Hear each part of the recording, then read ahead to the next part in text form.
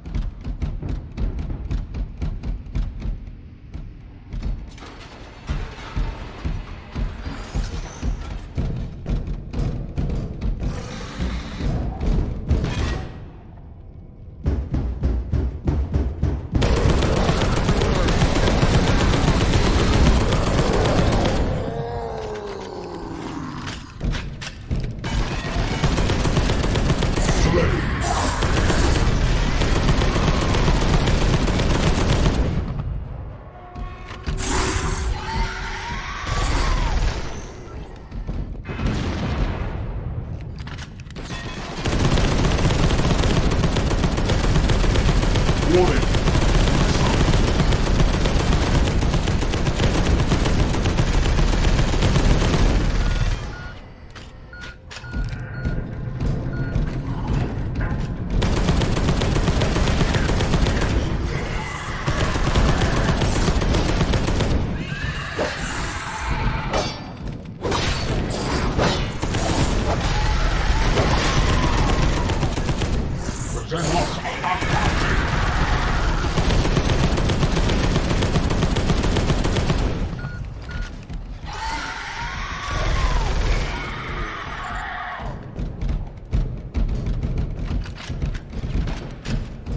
I'm in place.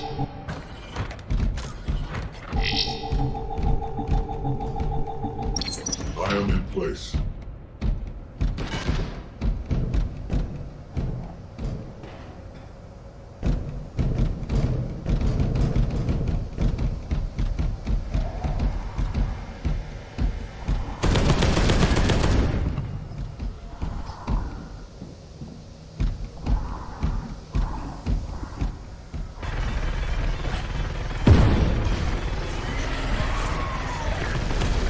The Xenos are uncounted!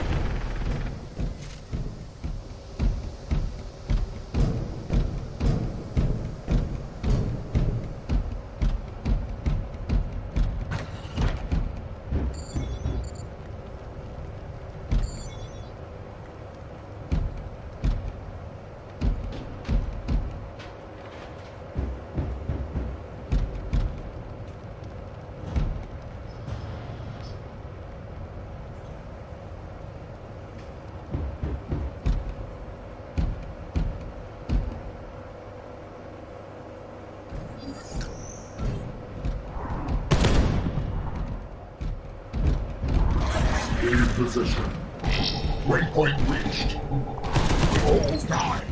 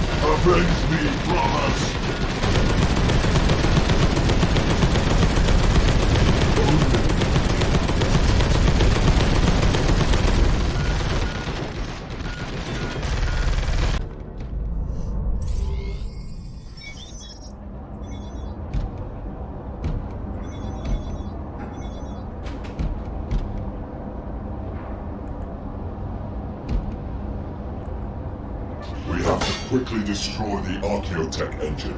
Nothing can be done hastily and prudently, Brother Barakiel. So answers an apothecary.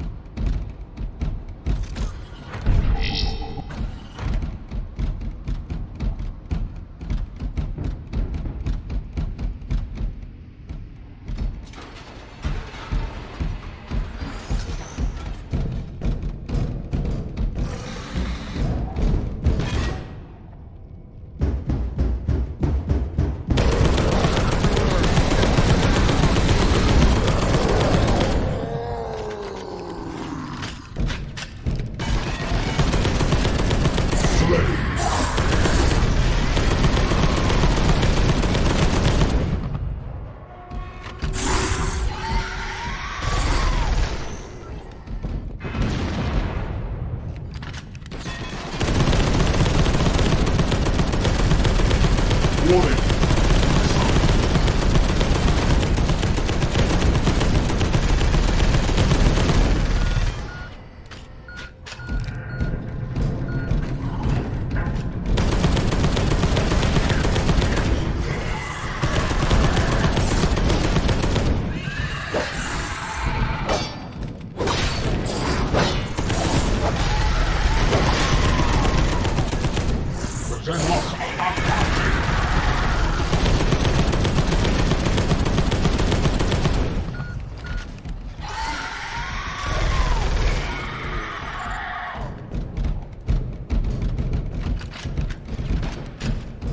I'm in place.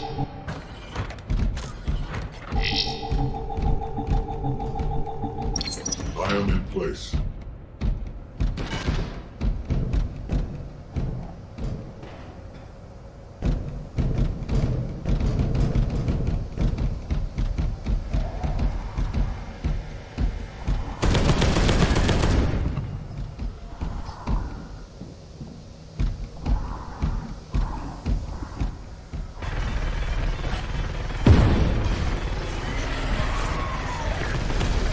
The Xenos are uncounted.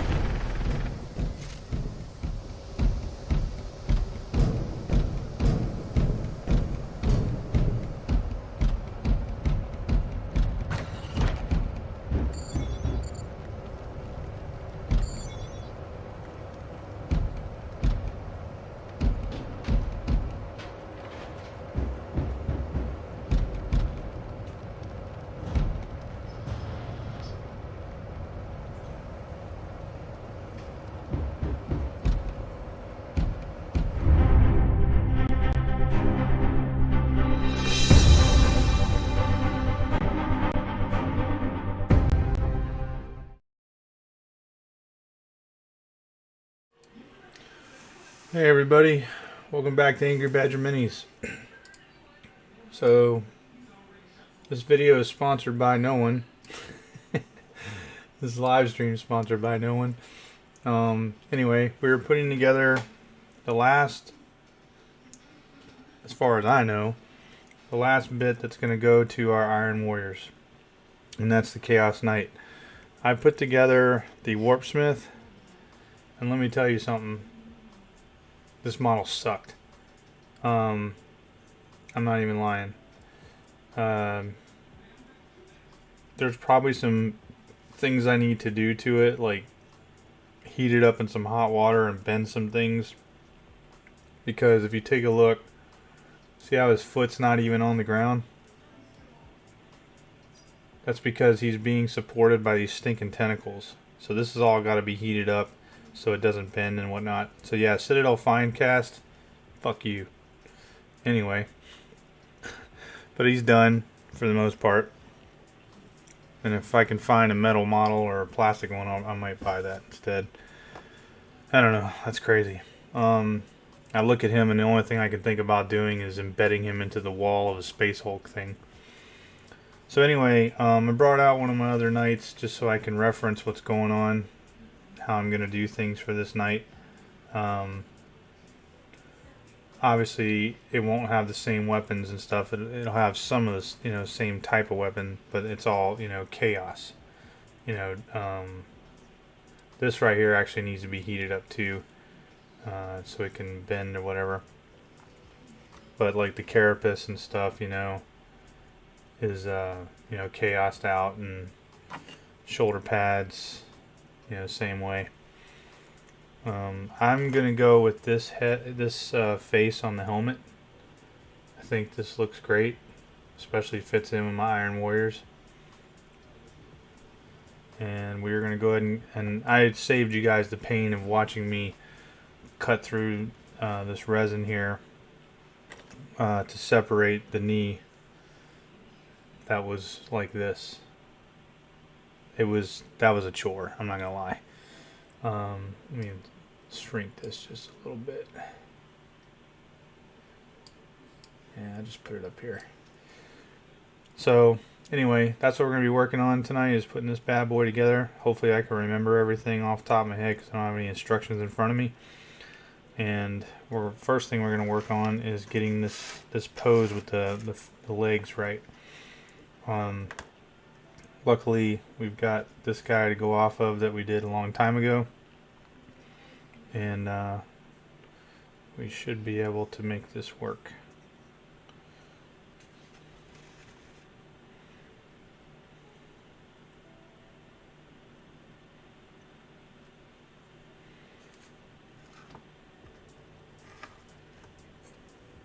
I forgot we need this piece. Oh my gosh, man. Losing my mind here.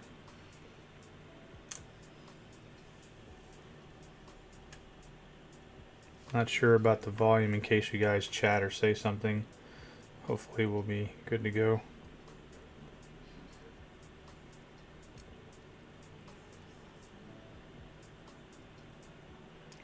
And if I remember correctly, there's a certain way this has to go on. Hold on a second. Where's my clippers at? Reach under the camera.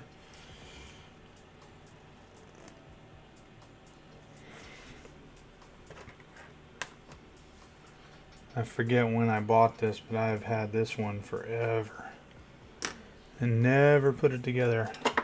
We are now.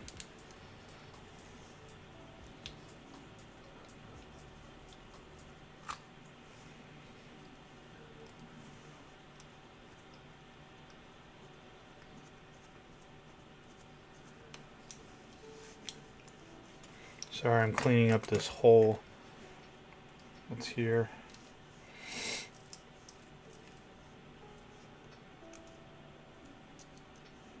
It's easier for me leverage-wise to do it close to my body than out in front of you guys, or out in front of the camera, sticking way out. Safer too.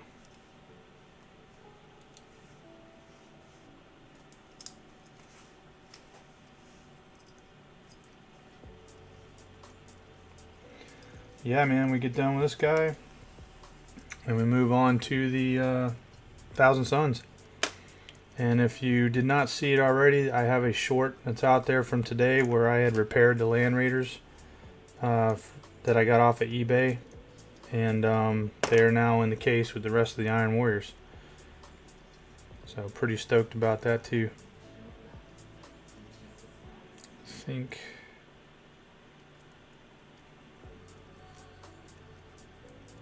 yeah,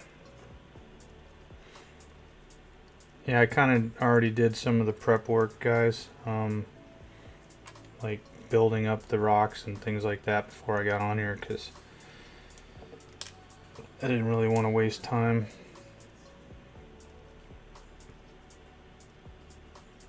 Actually, hold on.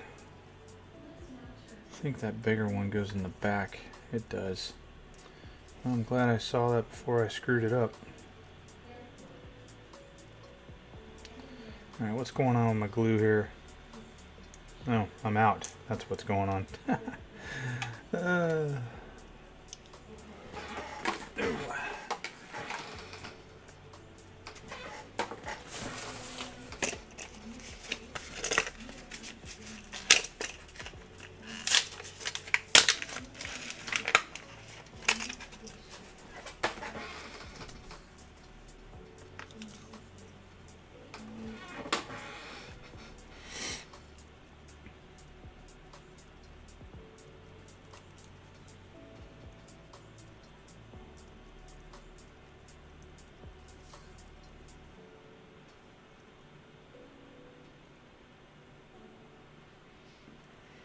Now, if you guys don't know, for those of you new to the channel, I had to actually wash this model because it's all resin to get all the release agent off and everything.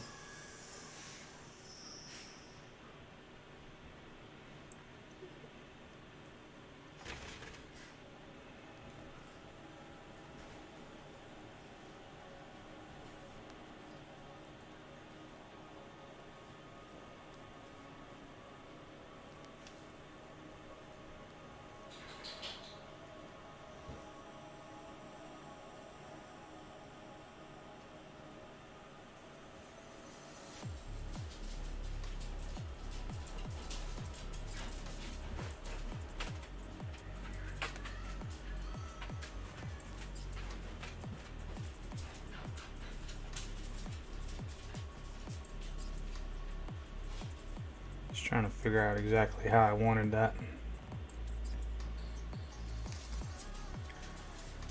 The problem is when you're dealing with cork and you start moving it around, you basically get it to where it doesn't want to stick. So I think we're pretty solid on that now. And then we're going to get this guy in here.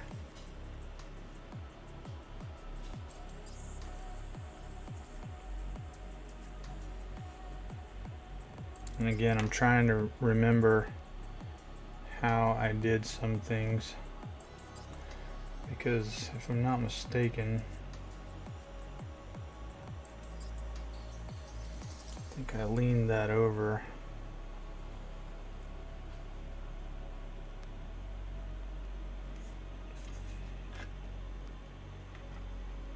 Yep, I leaned it over.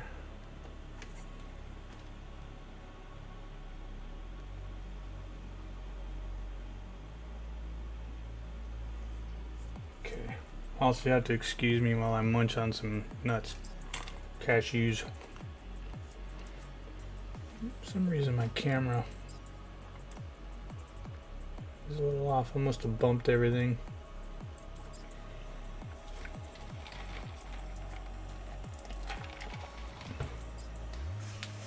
Give that a second to cure before we start getting crazy.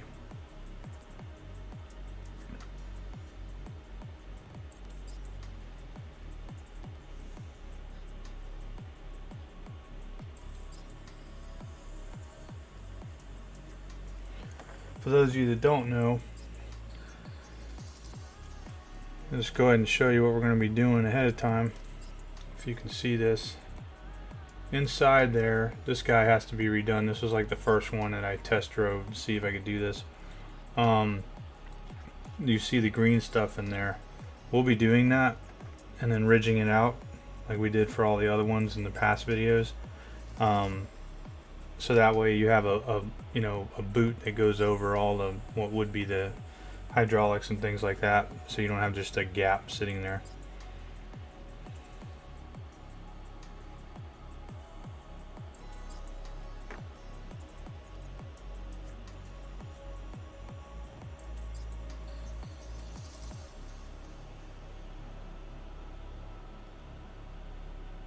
Actually, I forgot we cut that piece off.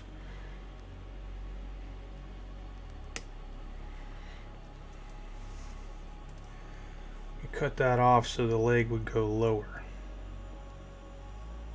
Yeah, like that.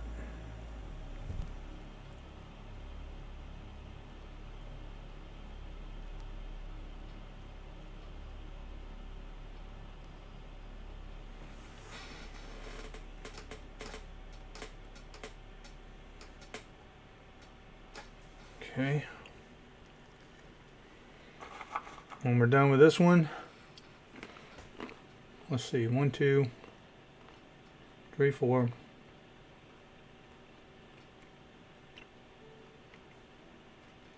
This would be 5. We only have 15 more to build of Imperial Knights.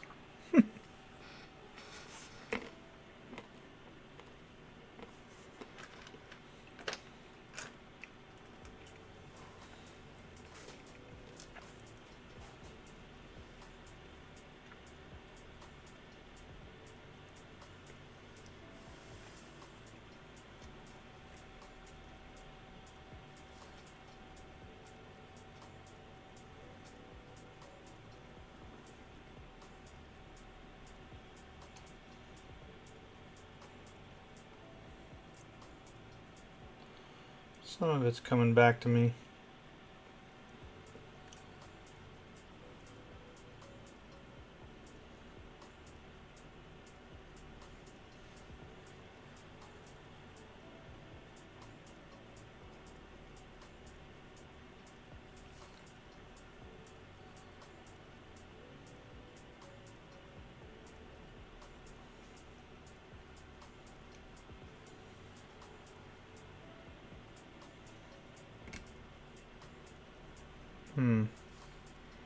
Maybe that doesn't go. Oh no, this is between the thighs. That's right. I got the wrong one going on there.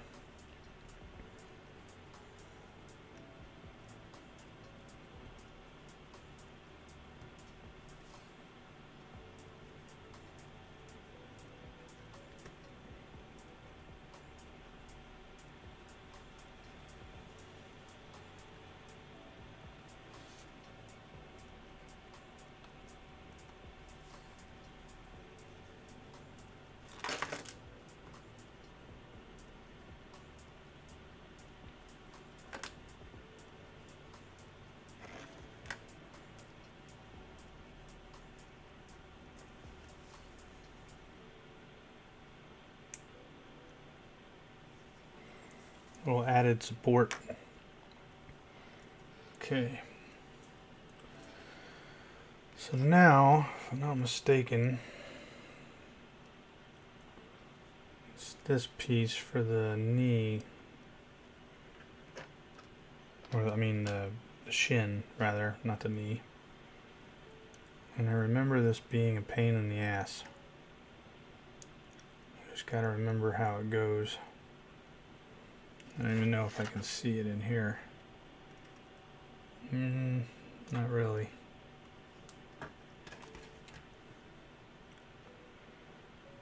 I know that this part right here, this part connects to the shin piece, like that. The question is which piece is which. That's where it always became a problem.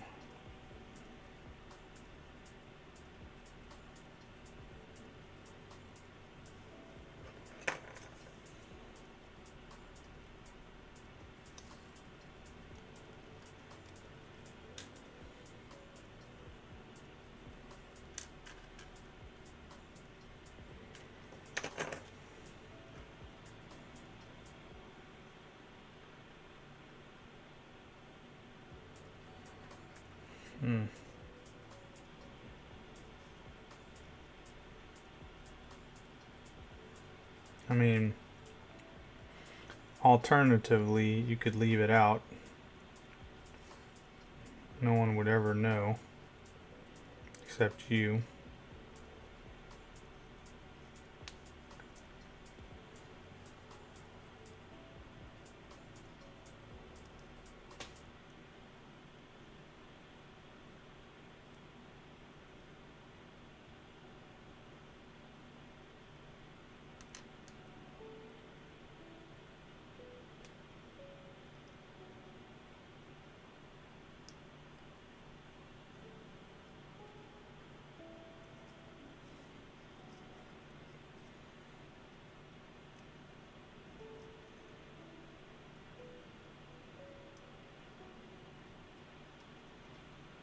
Nope.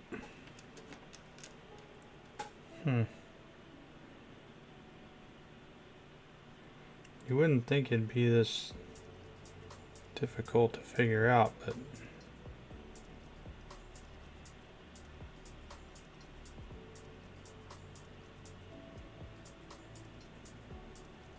I know that this was the bane of my existence on this.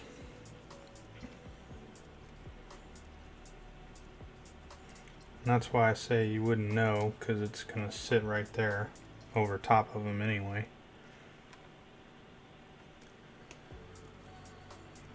But then the only thing you really have holding on to it is this little knob right here, and you don't have the pieces that go there. Let's see.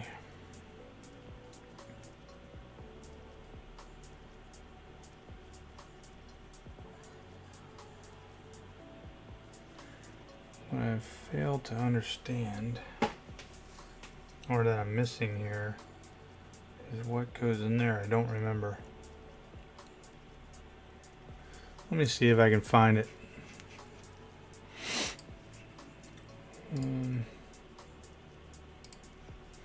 Might be able to find it on Reddit.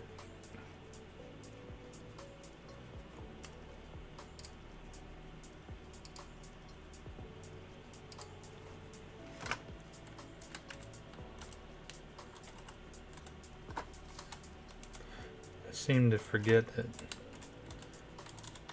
there's an instruction page. Sometimes they have stuff.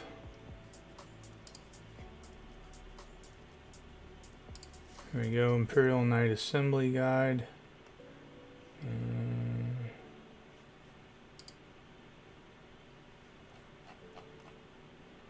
There we go.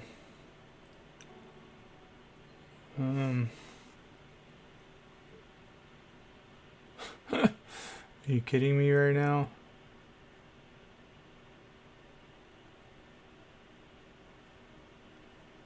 You can't even see that. Oh, these aren't even the pieces. I thought these looked weird. Hold on. I know what I need. If I can find them.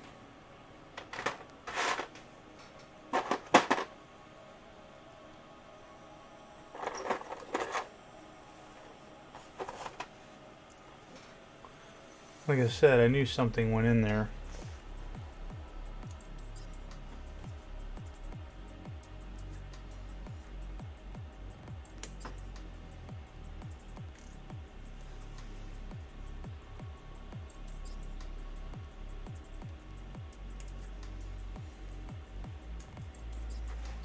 There should be two more.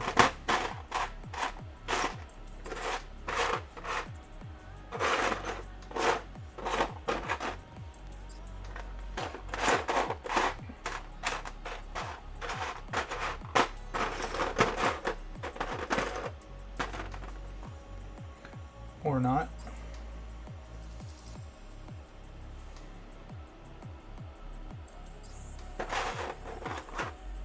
Alrighty then. Well, we're gonna go back to plan A, which was screw this nonsense. Not gonna see, you definitely aren't gonna see these little pieces.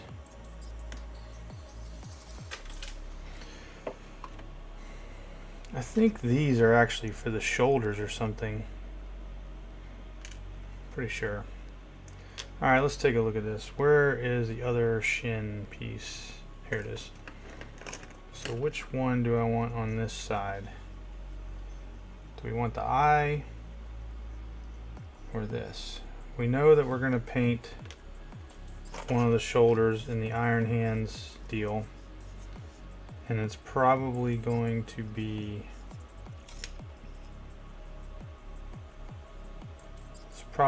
this one, and it's going to be right shoulder. So then we probably want left leg, and we need some surface to paint on, so we'll use this one on the left and this one on the right. So that'll work.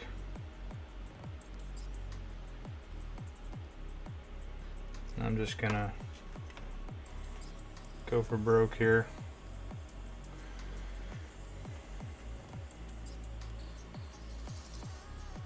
Let me check something out here. Does this touch at all?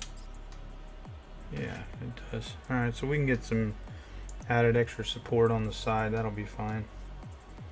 I just gotta make sure I get it lined up right in the front. That might be a little too high. No, it's not. Thought it was, but it's not.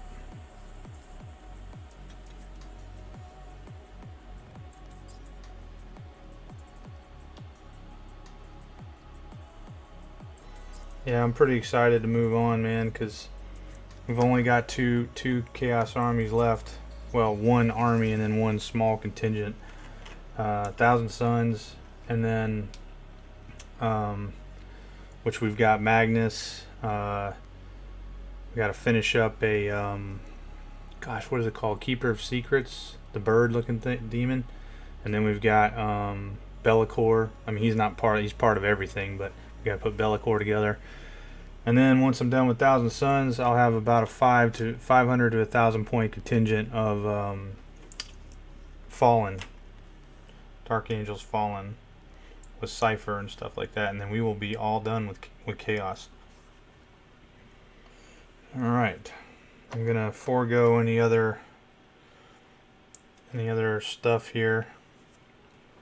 Let's get the pelvis going and make sure we get things lined up. So yeah, like this gap right here, this won't matter because I'm gonna green stuff that, and then if you take a look at these ridges right here, that's exactly what I'm gonna do with the green stuff. I'm gonna green stuff probably just over top of this whole thing and then redo it with the ridges.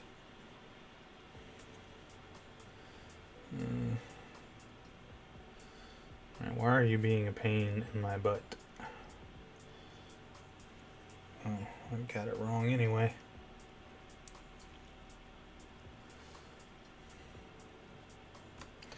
Gonna have to clean that out some. It's nothing like resin, man, to ruin your day.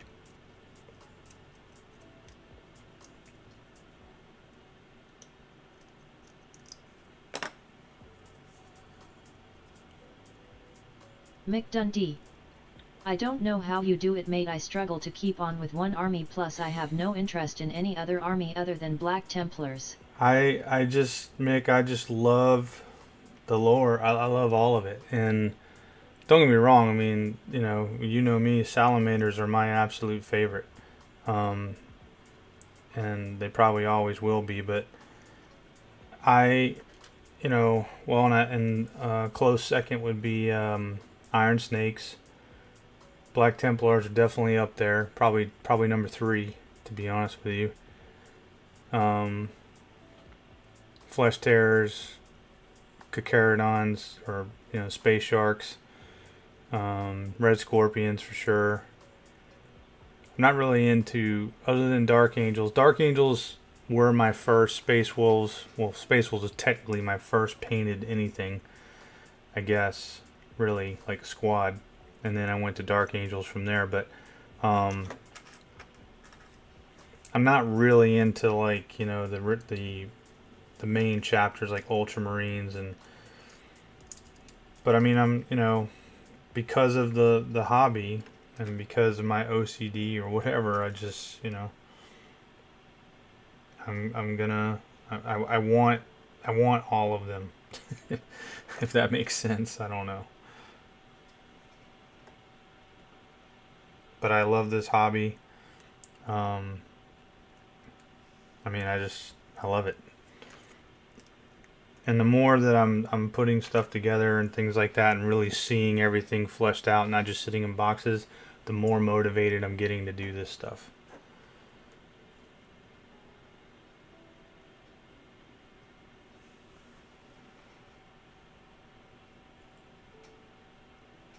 Yeah, if you guys go back and check out that 1 minute short, you can see what I did. If you didn't already, you can see what I did with the the Iron Warriors, Land Raiders that I basically rescued off of eBay. 2 Land Raiders with almost everything.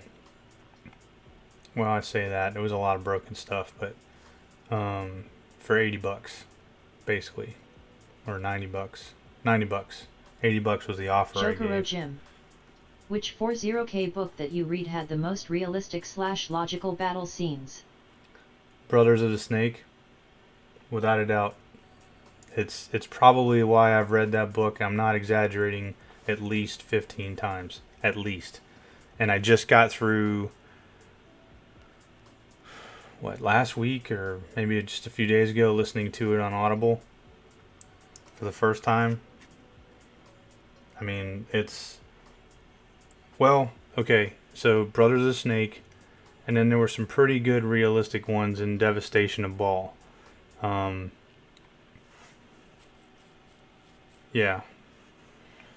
And let me think here. I think also Death of Integrity, it's a Space Hulk It's about a Space Hulk. And then a lot of people didn't like Gav Thorpe's Space Hulk book, Sin of Damnation, you know, from when 3rd edition Space Hulk came out. It wasn't bad, and it had a lot more realistic stuff in there. I think people didn't like it because there wasn't enough killing of gene stealers in their mind, and it was rather short book. But, you know, just the point of, like, you know, Terminators falling through the floor and stuff like that. I mean, I had written rules for that kind of thing, you know, and rescues and stuff like that from old lore and stuff that I, you know, had heard about and stuff, or read about way back when. And that was all of a sudden included in a book, and I felt, you know, validated or vindicated, to be honest with you. Not that I had to be, but it just, you know, made things a lot easier. Alright, let's get this going here. Got to get the right angle on the hips because we want the more wide stance.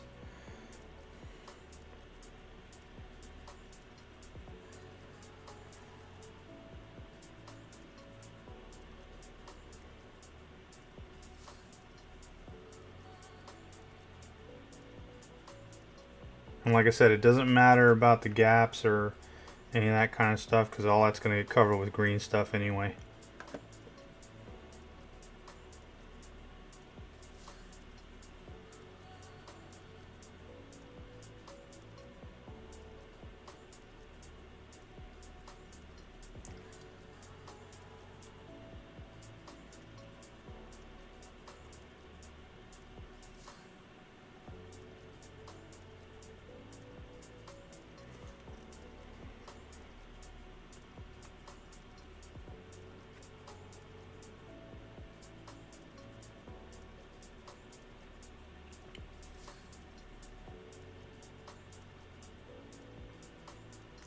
Thinking about dropping some... Jokero Jim.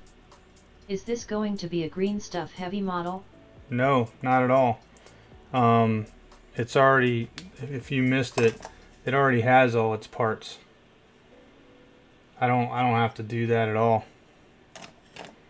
It's just I use green stuff in this joint here to make up the gap for the stance, and then, which is, I mean, when you watch me do this, dude, it's so simple.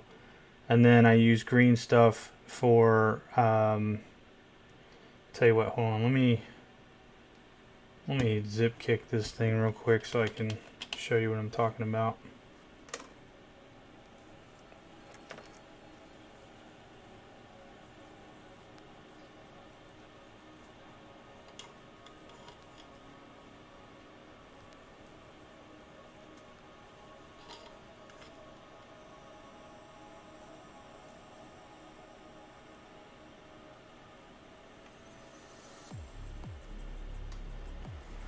Alright, so if you take a look at my old one here, or like the first one we did, what I did was this, I wanted everything magnetized so I could, you know, put all kinds, you know, change out weapons. Just like that. But we have one chassis. So the green stuff, the only other time I use green stuff is to fill in the gap here for the magnet, because the hole's too big, and to make it flush, and that's it.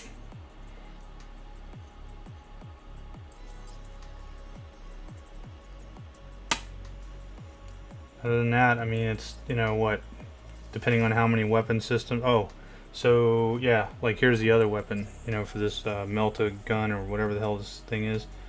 You know, there's more green stuff in there. Jokero Jim. Okay, cool.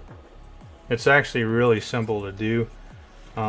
This one that I've got here is the very first one that I did. I just looked at what, you know, the way it looks on the box. It looks stupid. It's just like, you know, and I didn't want that for my Imperial Knights.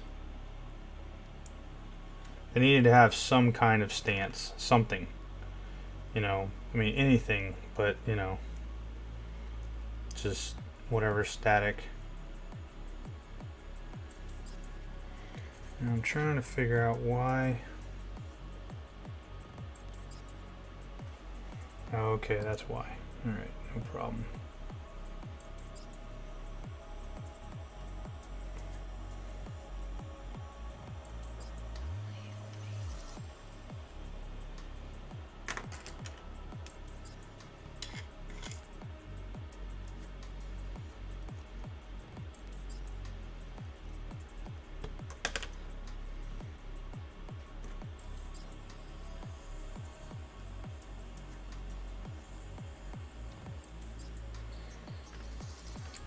And that, ladies and gentlemen, is literally the hardest part of this whole deal. Is that the rest of it is just gravy. I'm gonna go ahead and put this on there.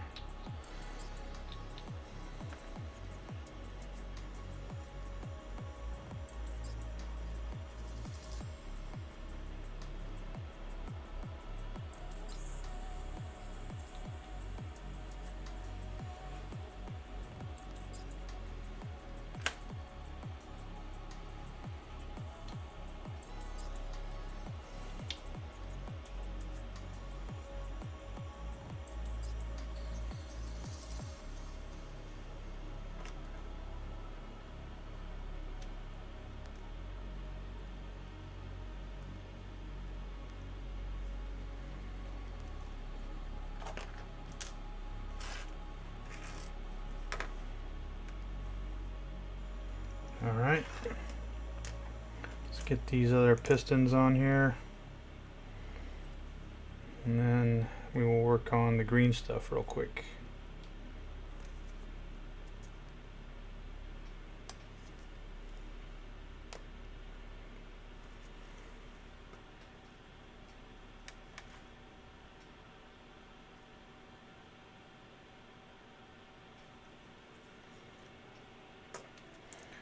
I think I had to cut one of these last time.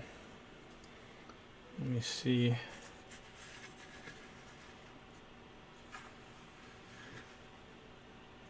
Yes, I did.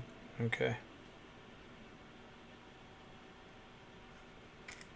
What was this one?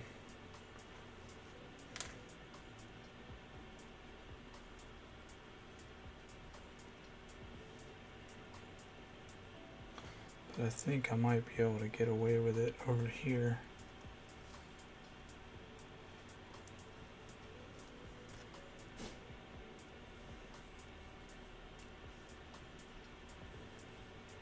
Bingo.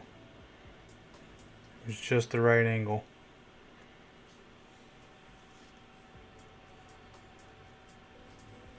Cool. I didn't have to cut that. I don't like cutting resin because too many things can crack and break. It's always a pain in the ass. Alright, so now before we do anything else with this stuff, we're going to green stuff.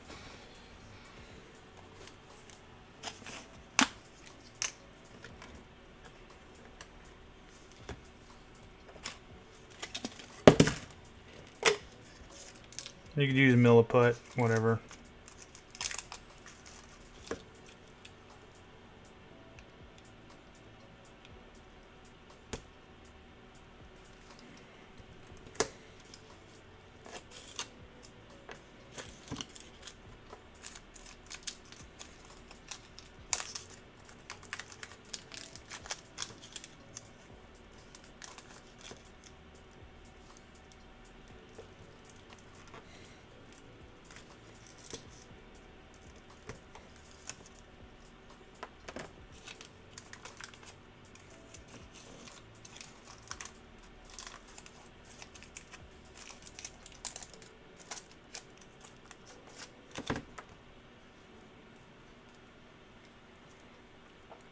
I just squash it together and then I twist it, bend it over, and keep twisting.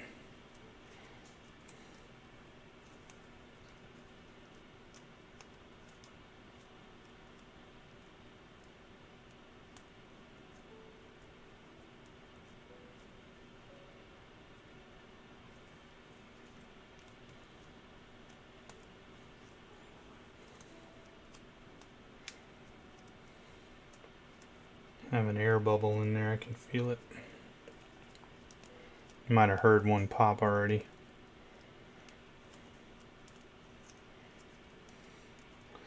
Yep, last model for the Iron Warriors. Unless we decide to take that extra Warlord Titan that we have from the Titan Manufactorum and turn it into an Iron Warriors Warlord. I was thinking either that or Death Guard. But I'm feeling like because Death Guard have the Warhound.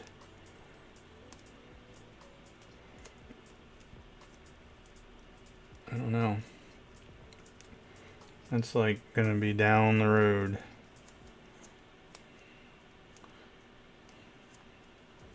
I hope one day before I die I'll get to play a game with those. I don't know who's gonna go up against them though.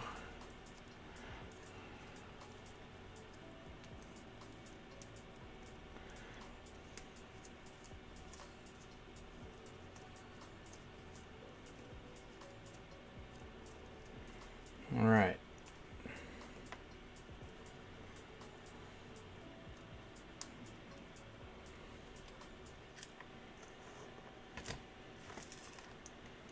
As you guys can see, this gap right here, all I'm going to do is wrap that around, try to reach it on the other side just like that, try to, you know, fill in the gap. I'm going to take the flat side of my blade here, move everything over, get it off of the parts that we don't want it on. Smooth that out some more.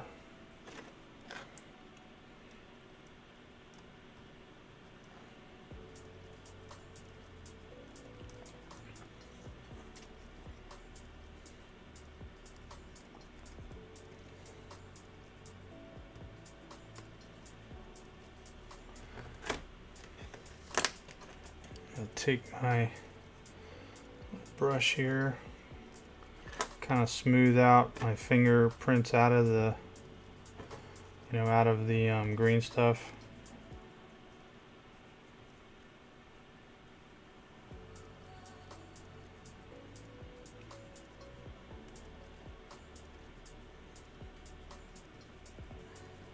It'll also help with any of the creases, like that crease. I don't know if you guys can see that. The crease just disappeared.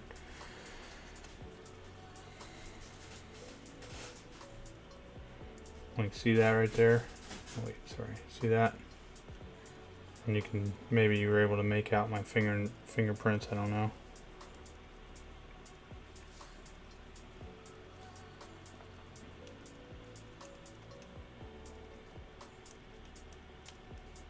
Try to square that up a little bit, get it off the chassis. You're not going to be able to see it, but it's just because, I guess. And I'm going to take this,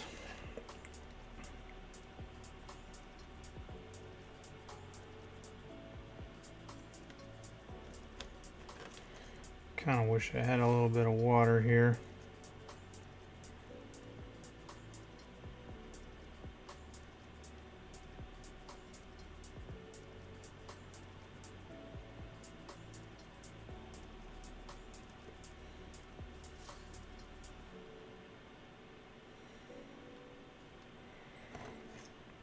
I'm not cutting it, all I'm doing is using the top edge of the blade to make those little creases, which will then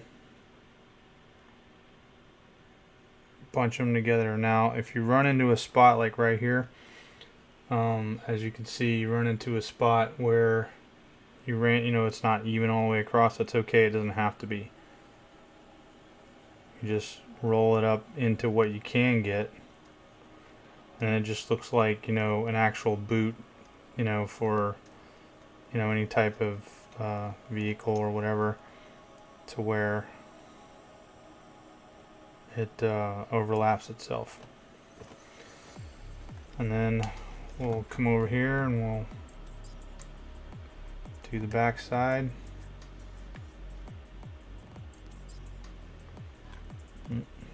If you run into a problem like that where it might have got a little thin, use your brush.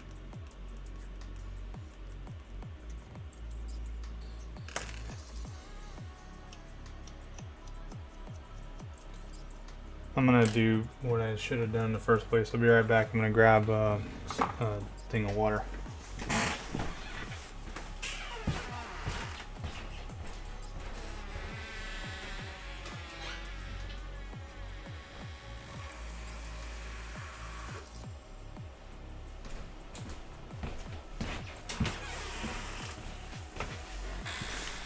Some people like to use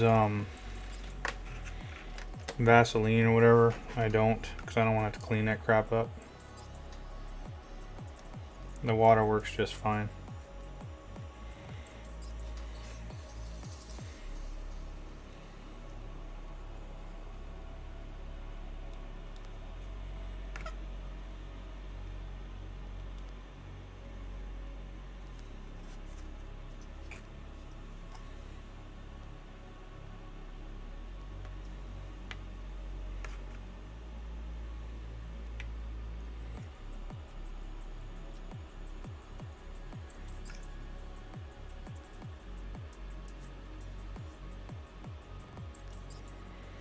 It's not really critical, like, excuse me, I guess, to be as, you know, doing it as, we'll say, detailed as I'm trying to, unless you were trying to go for some kind of golden demon painting, I guess, which, you know, I'm never going to be at that level, probably. I just don't have the time to even do it. It's just a passing glance kind of, you know, thing. So, you know, when you take a look, you know, at the model or whatever, you know, if you even bother to, you know, if your eye even bothers to go there, it's just, you know, it looks like there's some detail there to explain why the stance is so wide, if that makes sense. And of course, you can always adjust the size of those as you need to, and they don't have to be straight, because no boot would be. There would be some waves in it and stuff, you know, like, or curves or whatever as it's compressing and all of that. And that's all there is to that, really. Well, I'm gonna skinny that up a little bit over there.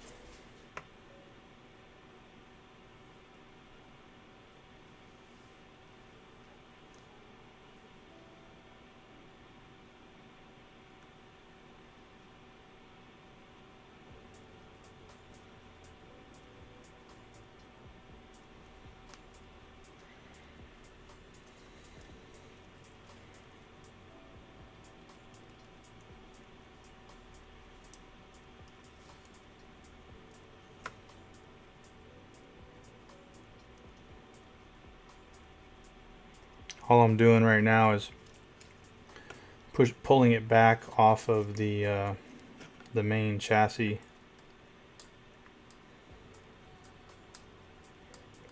so that it doesn't just look like a big green blob.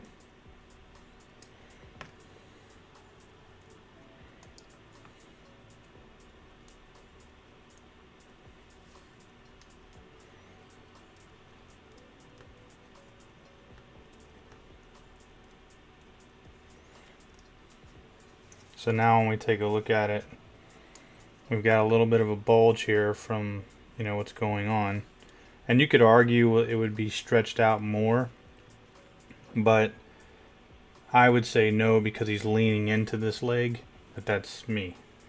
You know, who cares, as long as you're happy with your model, right?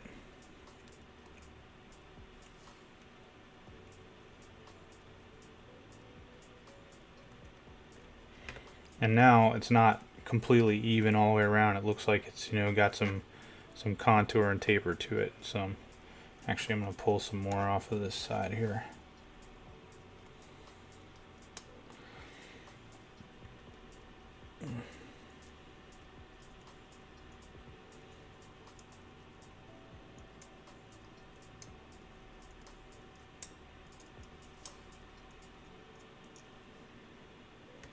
There we go.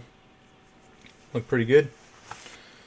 Alright, let's get the other side going here.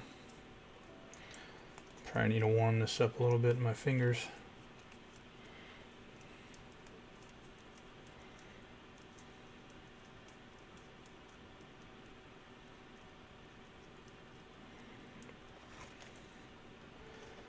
Now you could do some blending on this if you run out of green stuff with what's already here.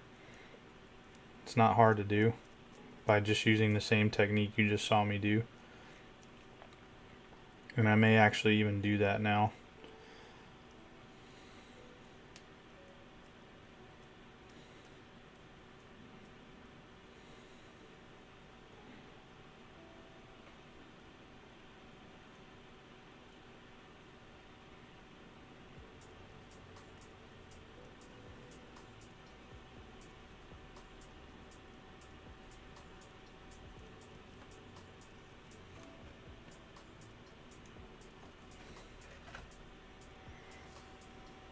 Nope. Guess we didn't need to.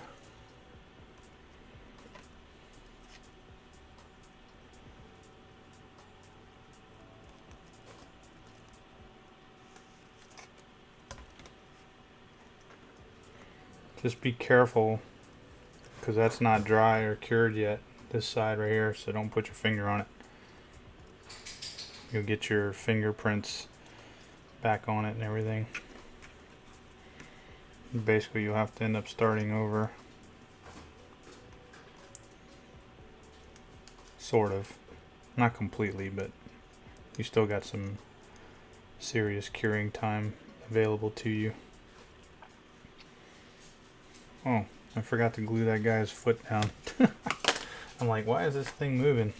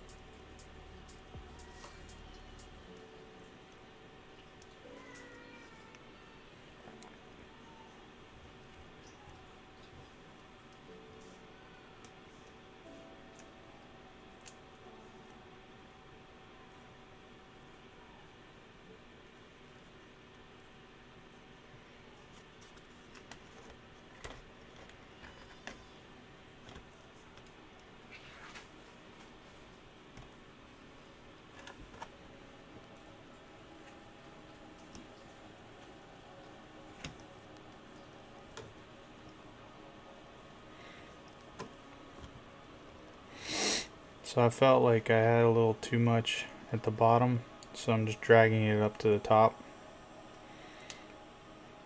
squashing it in place a little bit.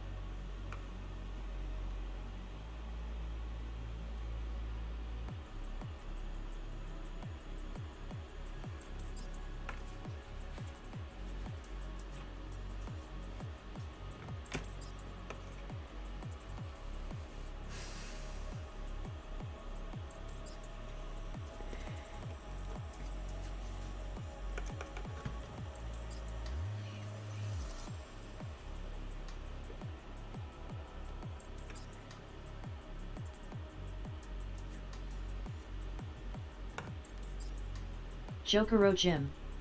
Do you like basing? How much work do you usually put on bases? I do like basing. I like a more diorama type of base, if that makes sense. It just depends. Like all of these armies that I'm putting together for you guys and for me, of course, they will all, I mean, this is just the start. This is not like, this is just the skeleton of the base. It's not like this is it. You know, there's gonna be, you know, I got all kinds of spare parts and all kinds of stuff like that, that, you know, dead bodies, whatever, sandbags, concertina wire, you know, all that kind of stuff. Or razor wire, I guess, if you don't know what concertina wire means.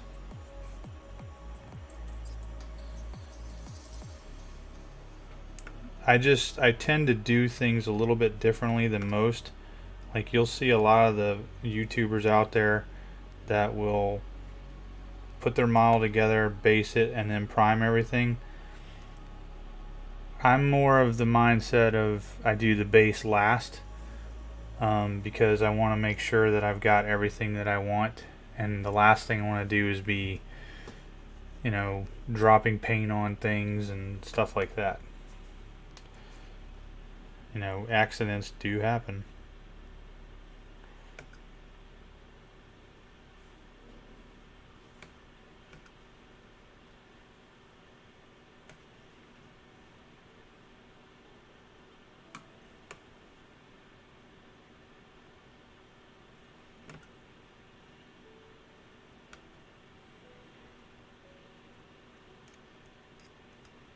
Jokero Jim. Me too, I like telling stories with bases. Yep. That's a better way of putting it. I haven't said or heard that in a while, but that's exactly it. I mean, like I said, what you guys are seeing so far with me, and now we're done. Oops. What you guys are seeing so far with me is just to get everything playable. After that, that's when I start, you know, going crazy. Alright. We don't need that anymore for quite a while. May not even need it tonight. Alright. Clean that up some.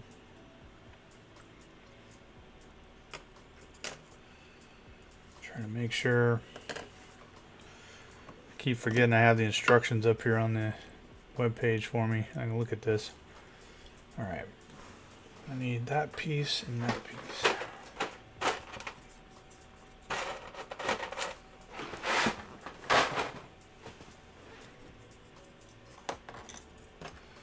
So we got a little cleanup to do here. Actually, let's use a brush.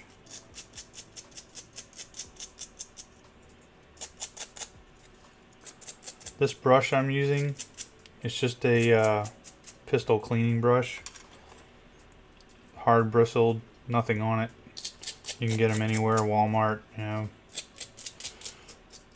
And it works really well for just about everything.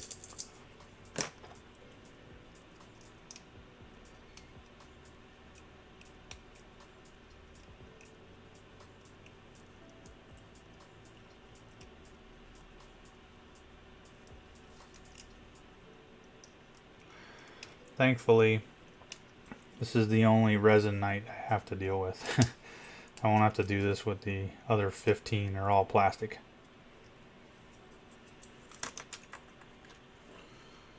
Okay, so we need to set this off to the side for a minute. And we got to put this together. So this goes...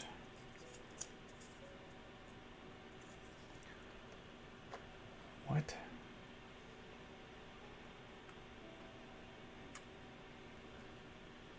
Something's weird. Oh, I had it backwards. Okay. Kimber, shut up.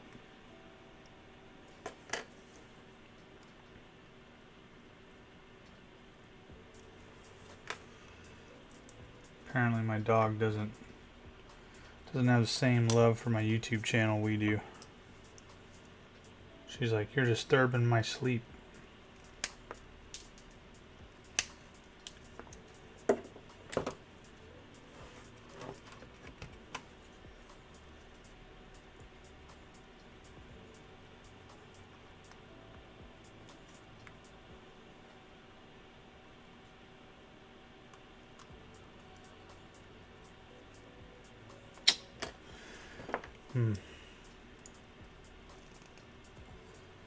Patience.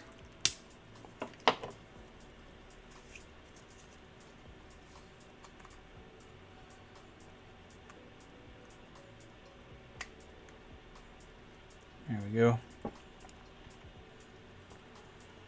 Ah.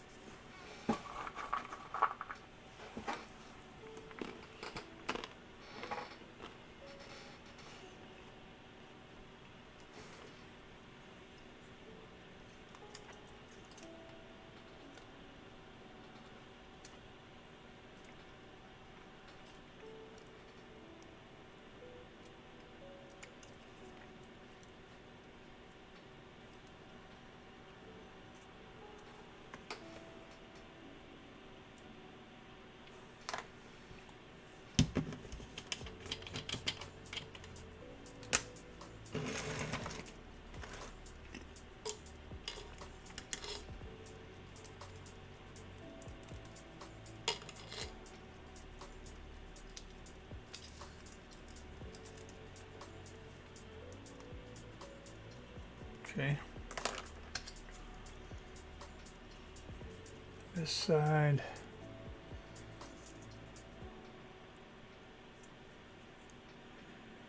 I think it goes like this. Nope. Oh wait, maybe.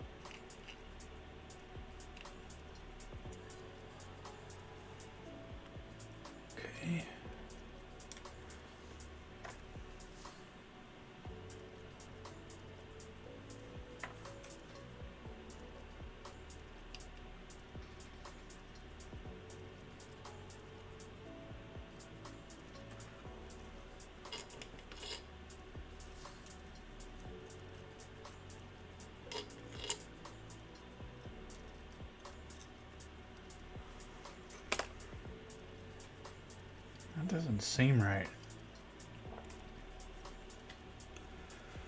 to me.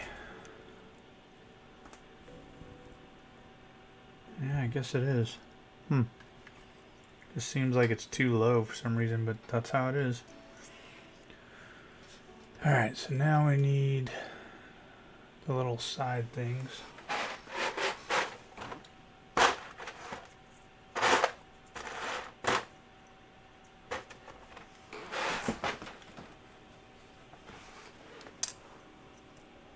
What are you guys working on? Painting, assembling?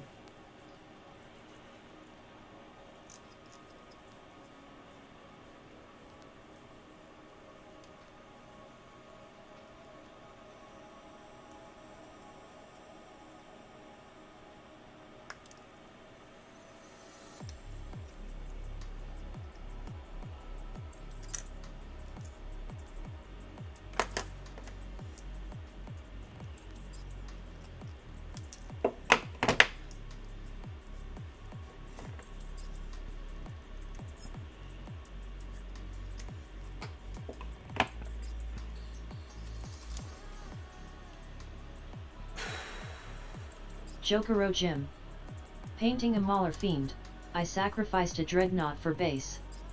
Mick Dundee. I'm not a fan of Crusader Squad 3rd.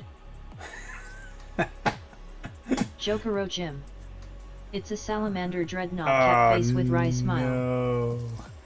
You killed a salamander. I like the Mauler Fiend. I don't own one. I thought about getting some for my Iron Warriors, but I just never did, I guess. Okay. Apparently these instructions are out of order.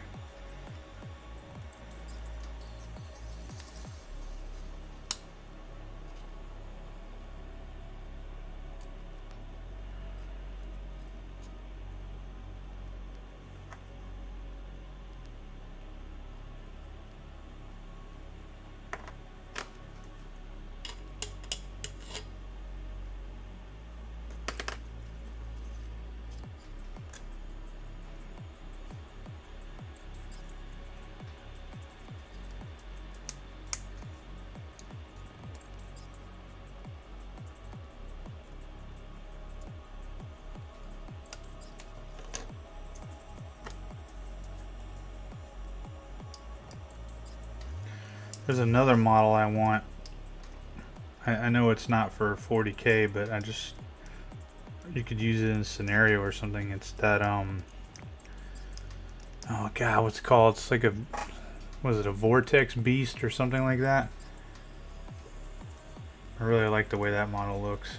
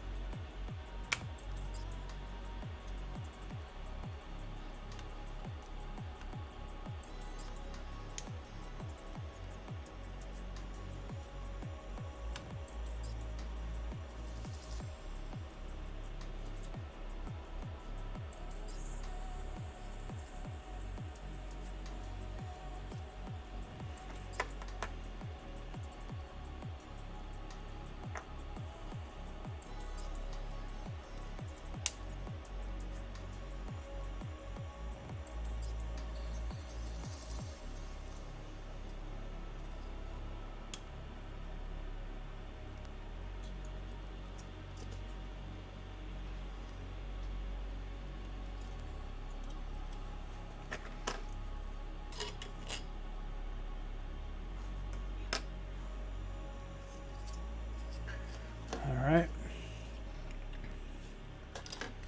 Guess we're done with the green stuff for now, so I'm going to put this away. Get it out of my way.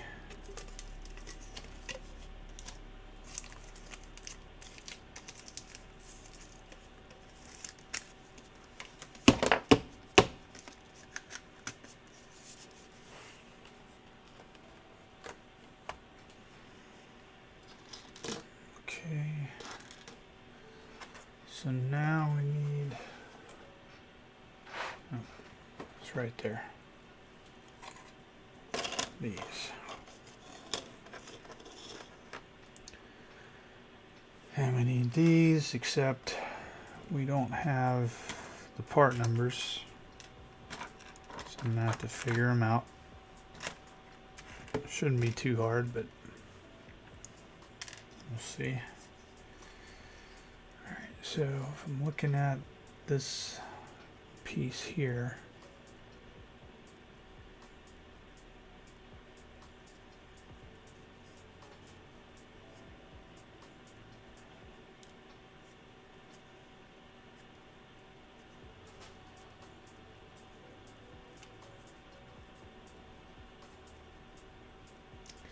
boom, first try.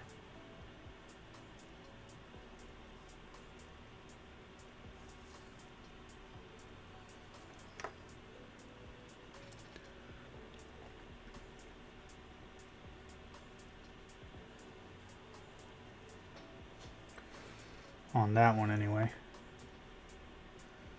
This one should work here.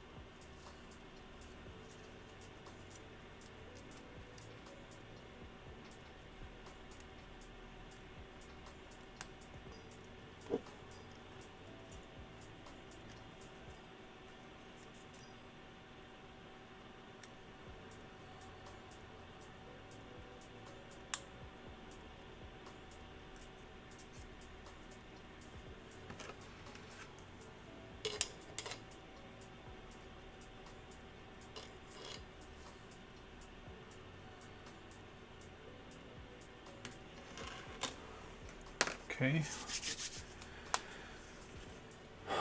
Before we get into any more upper assembly, I need to finish the legs and the torso, I mean the pelvis, because otherwise I won't be able to do it. Alright, let's see here. We need this other shin guard.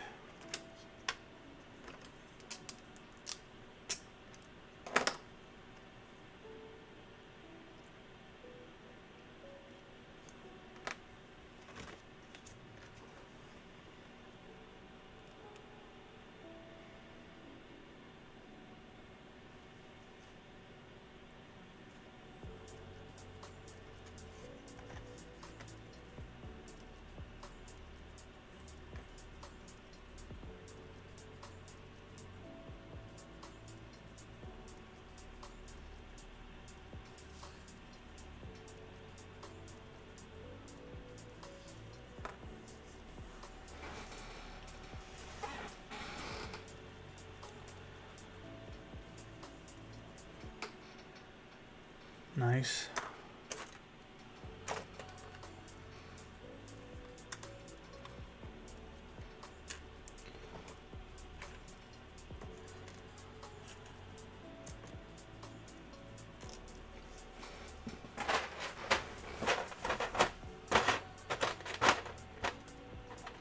Gerard Monster. Watch out painting. Well, I'm not painting anything. I'm assembling an Imperial Knight, Chaos Knight actually. Some of the guys are fighting with Black Templars and Iron Warriors and stuff like that. That's what they're painting.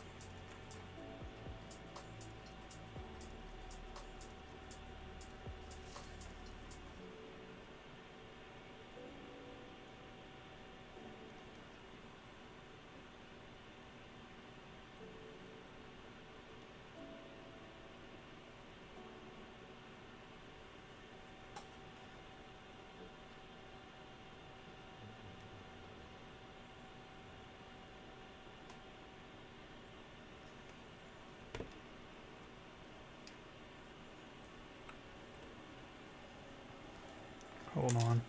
I think I want to put the thigh pad on first.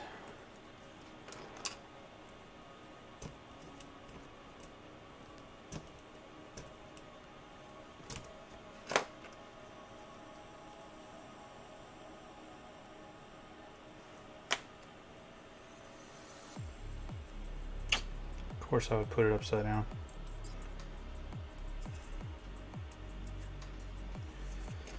And I briefly touched this apparently at some point.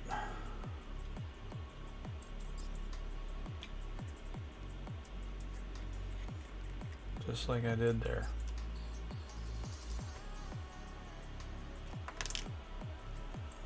You son of a bitch.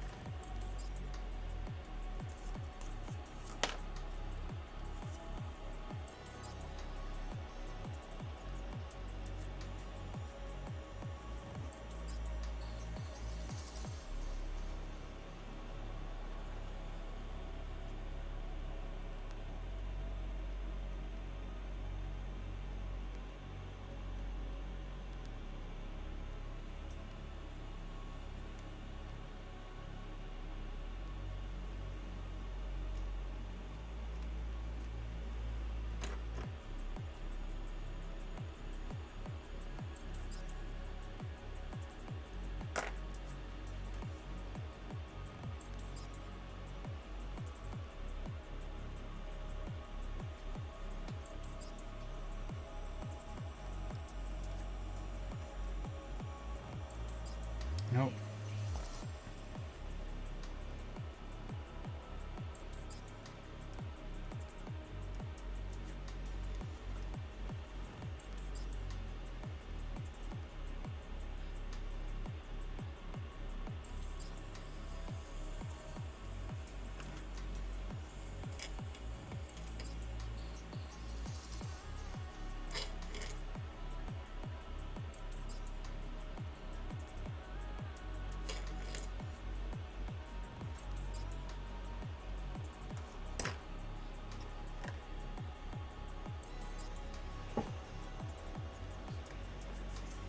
Okay.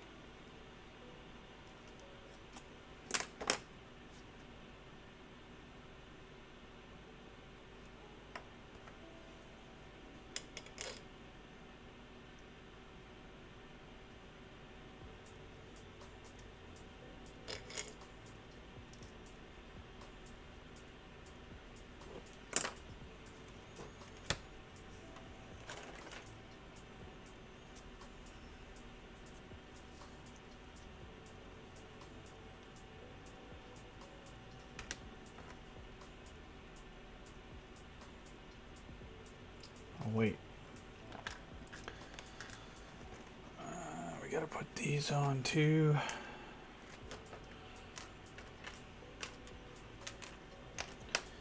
Alright, let me think about this here.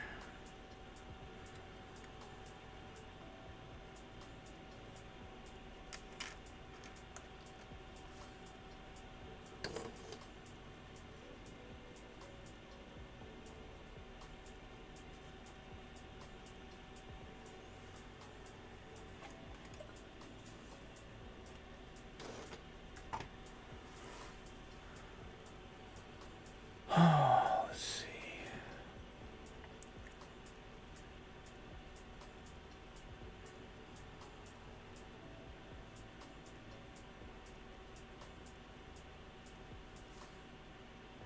All right.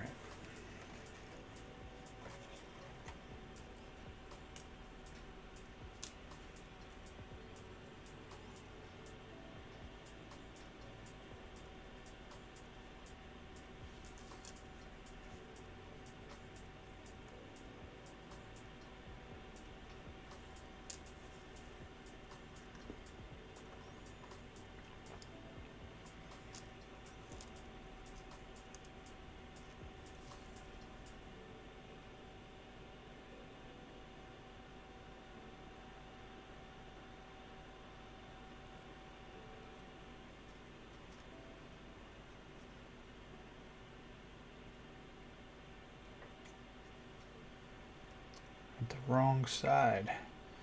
In the wrong ambush side.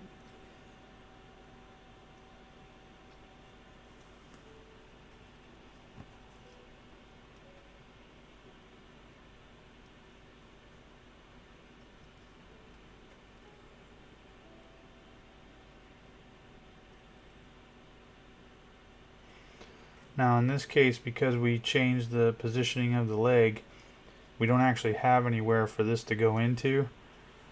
So it doesn't really matter. Just tuck it up underneath. No one's gonna, no one's gonna see it or whatever, so it's not a big deal. If you want to clip off that one piece, you can, but matter of fact, I think that's exactly what I did before. That way I would have this flat part that would just connect to the back of the thigh. Yeah, that's what I did.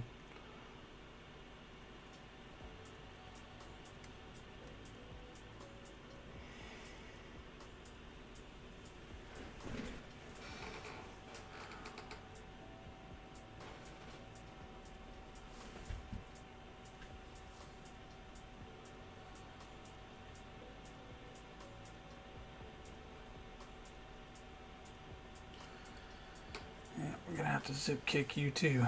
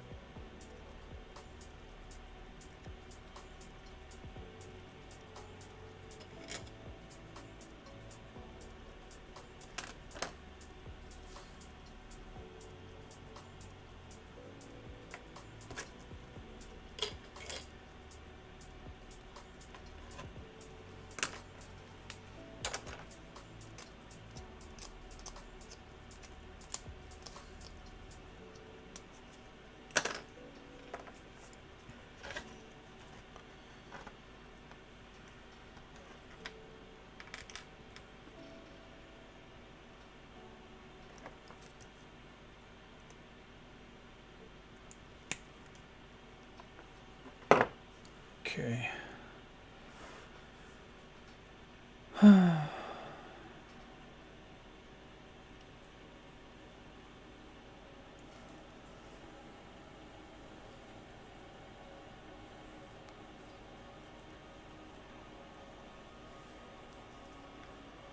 So this will be obviously too long of a gap here in most cases to go where it's supposed to, but if you can make it work, however, then that's really all that matters.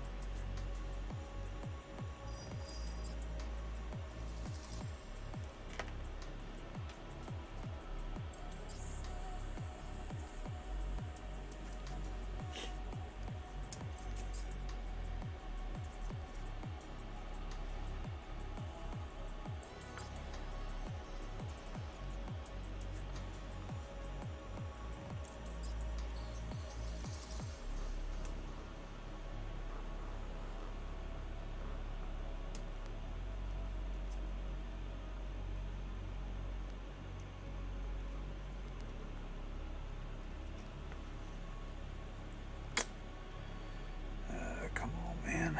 Lemon _ Russ _ talks _ SHT. Sup?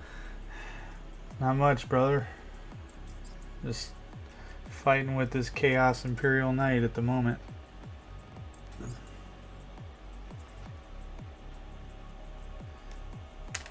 Liver.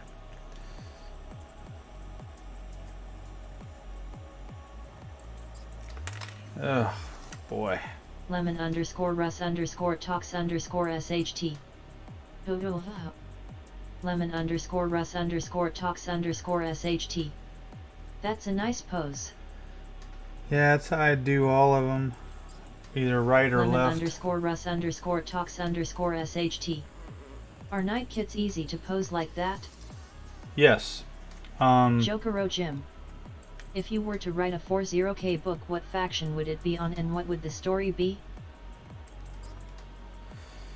It's funny that you're asking me that because I was actually talking to my wife, I think yesterday or the day before, about doing something like that. It would probably be about my custom chapter.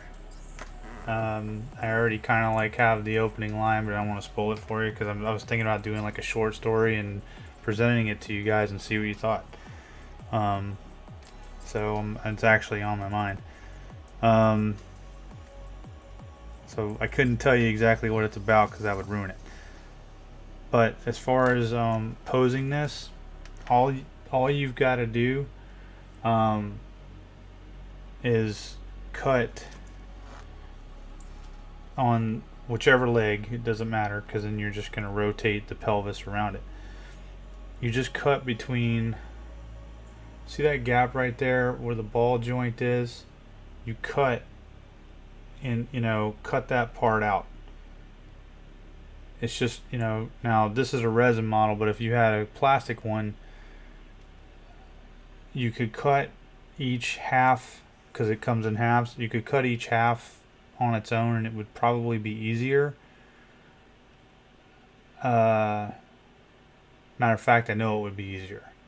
So you just cut it, making that cut right there to separate the upper leg from the lower leg, and that's it. That's all you got to do.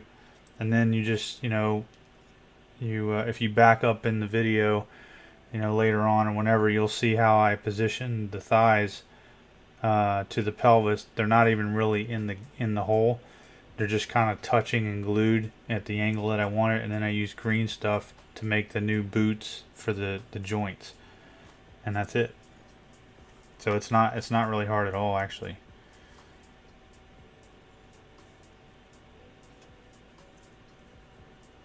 Out of glue. lemon_Russ_talks_SHT. Oh, you have a custom chapter? Tell us about it, please. lemon_Russ_talks_SHT. Dang. lemon_Russ_talks_SHT. Sounds fun.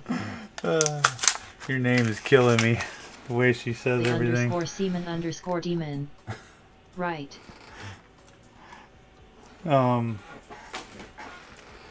So it's a Space Marine chapter. Obviously, they are successors. Well, not successors. I'm sorry. lemon_Russ_talks_SHT. LOL. They're not successors. I'm sorry, but they're from the Dark Angels. They just aren't Dark Angels, if that tells you anything. I mean, they are, but they're not. And yeah, I thought I might have went too far with that pose, but that's okay.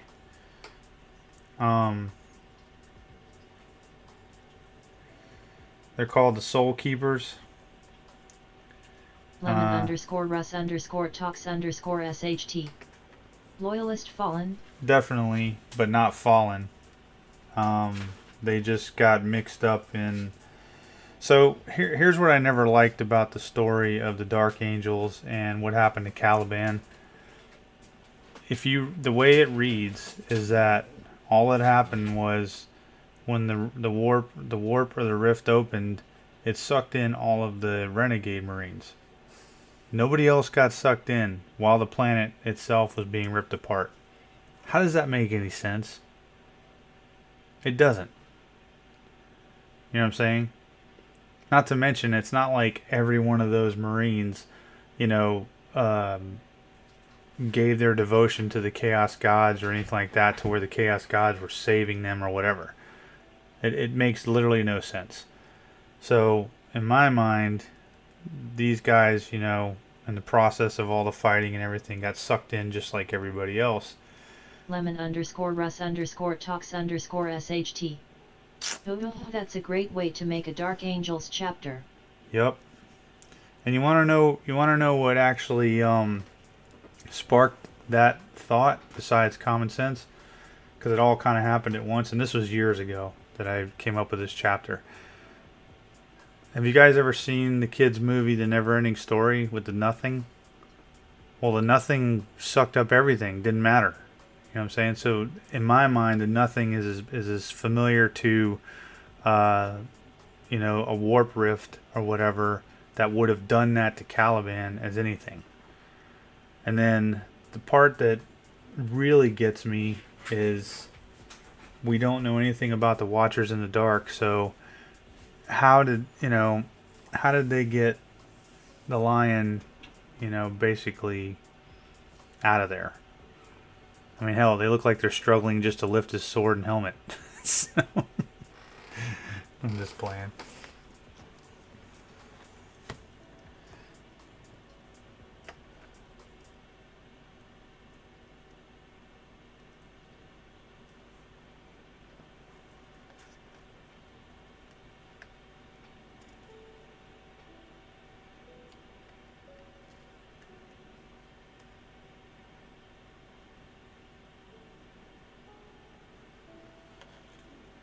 I forgot to put on the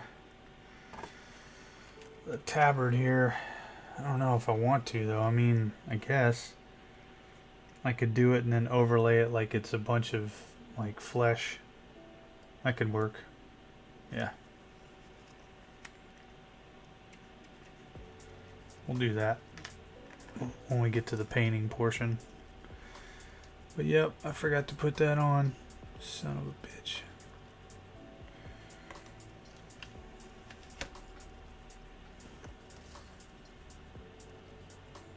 lemon_Russ_talks_SHT.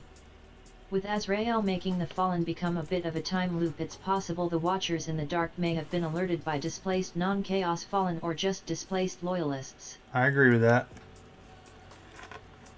I have thought about that. But that's, clearly too involved for the likes of Games Workshop, Matt Ward, and the like. I'll tell you a really good book if you guys haven't read it, and maybe you have. It was the first Dark Angels book that I ever read.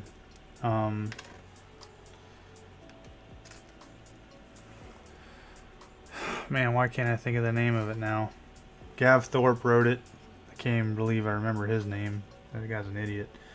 It's not like it's the, you know, he's the greatest in the world or anything. Used to annoy me back in the day too. Gosh, what is it called? Might just be Dark Angels. I don't know. But the story is about, which something else that doesn't exactly make sense to me. It's about a particular Dark Angels squad that is going after a rumored fallen, and they basically get tricked and they end up, you know, dying or killing themselves to save the planet, basically. I think it's called Dark Angels. I know they re-released it because I've got both covers. It's not a very long book, but it's a good book, especially when they're getting mobbed by, you know, the local populace and stuff like that.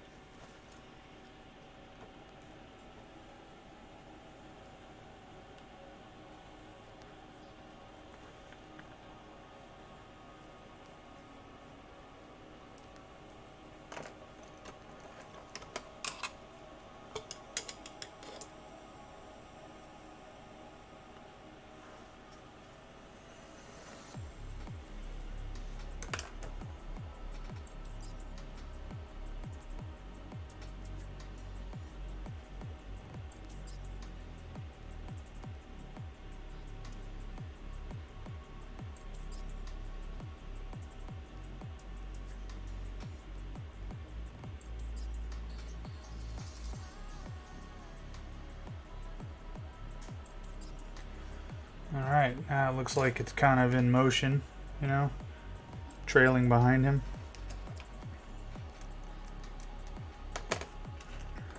Alright. Making some progress. Alright, so that should be it for the legs. Back to the torso here.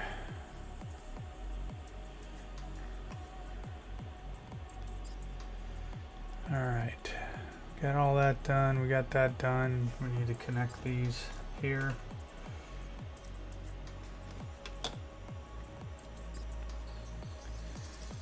Oh, wait, we need to get those rings for the shoulders.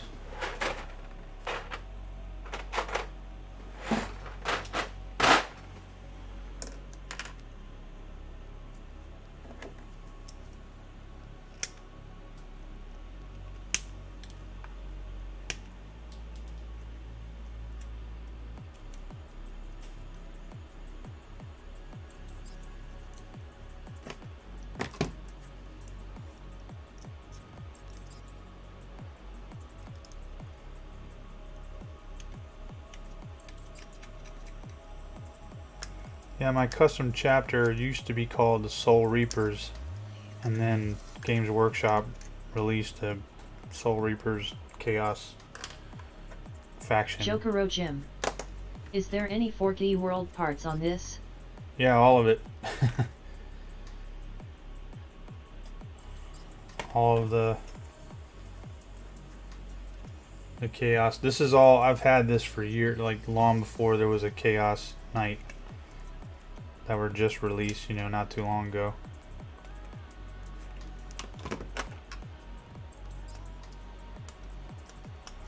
Thankfully, it's the only resin one I have.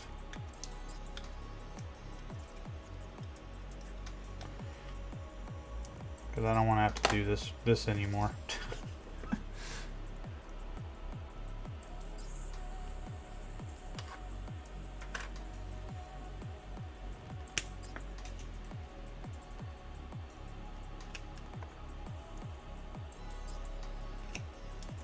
Now the other 15 knights are all plastic that I have to put together, and that'll give me a total of 20 knights total. But this is the only one I have that has like chaos stuff on it. The rest of them are all your normal Imperial Knights. And this guy is slated to go to my Iron Warriors.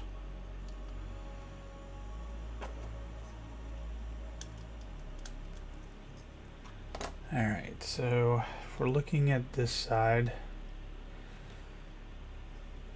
this one goes over here.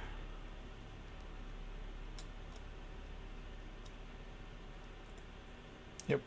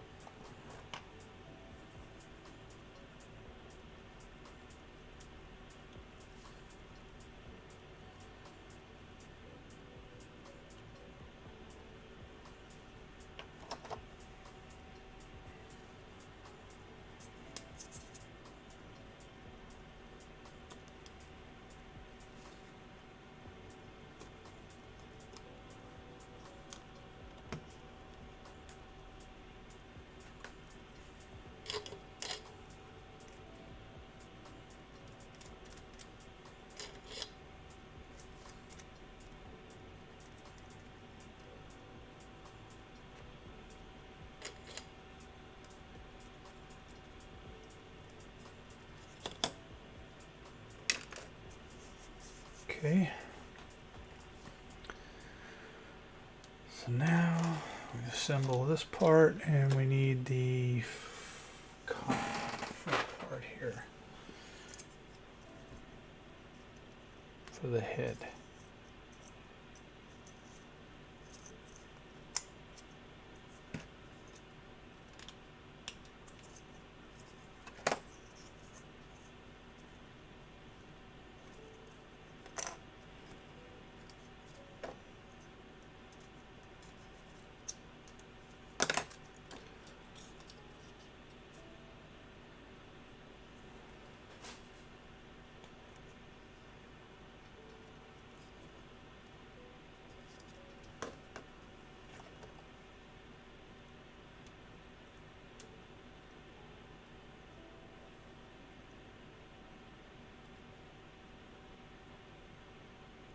Jokero Jim.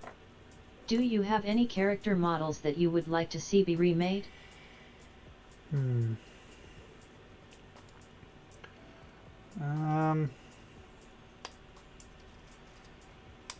I don't know. I mean, I've never really, to tell you the truth, I never really got into the character models per se. I've always been of massed infantry and troops, and just never really, it's kind of like, whenever they bring up a, specific character, I get it and all. Well, I guess my favorite character, if I was going to have one, would be Priad. Or Priad, however you want to say it, from Damocles' squad with the Iron Snakes. to me, he was the most real, or is the most real. All the other ones, you know, they overshadow their Marines way too much, in my opinion. You know, like, oh, chapter master this, chapter master that. Yeah, and how often does that chapter master actually fight? You know, or actually be involved in something? So I guess the answer is no, I don't have somebody. But he would be cool. But I mean, that would be, whoops, that would be more of a, I'm not even sure like how that would really pan out, to be honest with you. lemon_Russ_talks_SHT. Same. I mean, you have to remember the bulk of the fighting is done by non-characters. lemon_Russ_talks_SHT. HQ/elite models are cool. Yeah. lemon_Russ_talks_SHT. But I don't really want many of the character models. Yeah, exactly. I'm the exact same way. I have no desire to have them. I mean, I have a bunch of them just because, you know, but it's like lemon_Russ_talks_SHT. Mostly just characters that are iconic AF like Rylaner, Bjorn, and Lionel. I guess for me it comes back to my OCD and just completing, you know, like, okay, well, I guess here's one. I would like to see the oh god, what is his name? Why can't I remember his damn name? Of the Space Wolves. Ragnar Blackmane, is that his name? lemon_Russ_talks_SHT. Might try kit bashing / converting some characters that don't have official models like Ascalon or Brother Titus. Yeah. Gosh, what is that guy's name? Space Wolf, freaking guy in Terminator armor. His head looks too large for the Terminator armor. I have him and I just can't remember his stinking name now. Jokero Jim. Creed and Tycho would be my picks. What is that guy's name? lemon_Russ_talks_SHT. Yes, Logan Grimnar. Yes. Logan Grimnar. Correct. Yes, Logan Grimnar. That's the one I just couldn't think of it.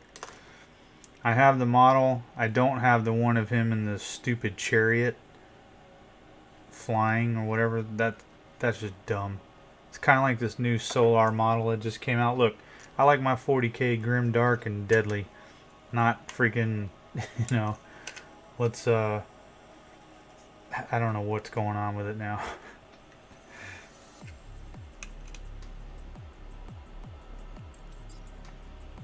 There's all kinds of craziness happening.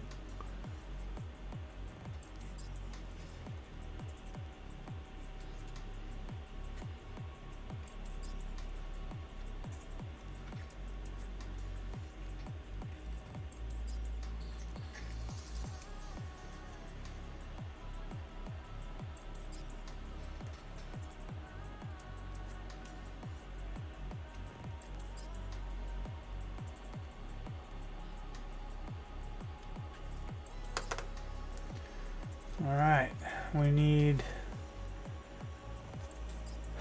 not too concerned about the, well, I might as well put them on, I guess. The gargoyles, I mean.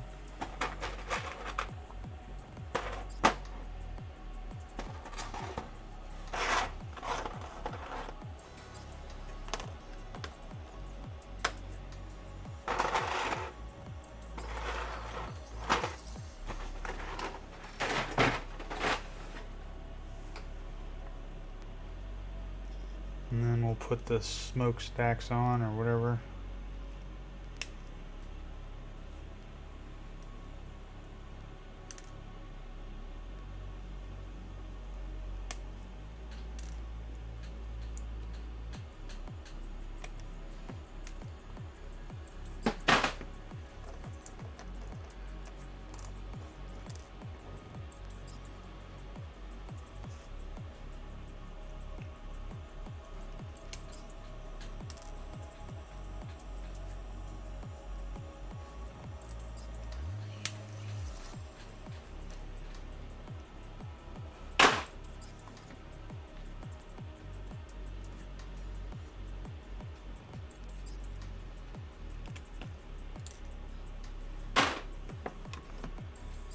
Okay.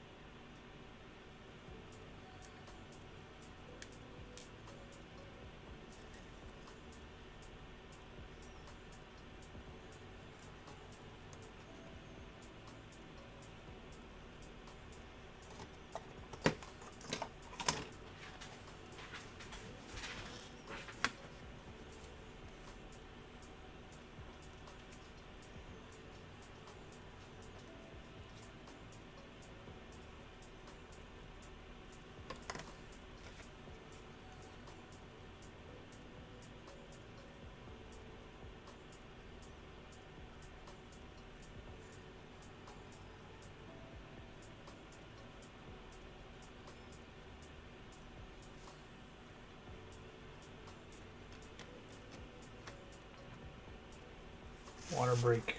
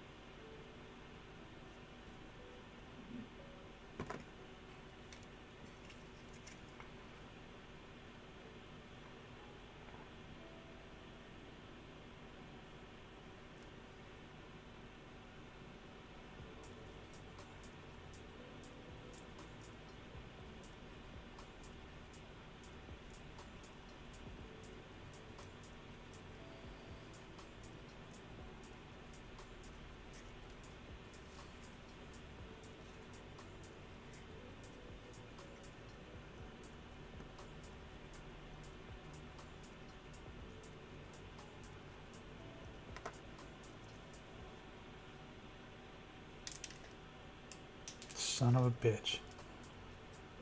I knew that was gonna fall on the damn floor.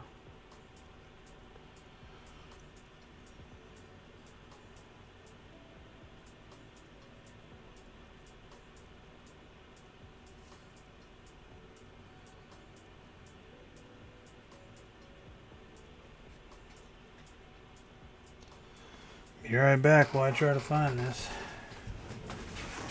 tiny little piece. Oh, I found it. How about that? Can't complain about that.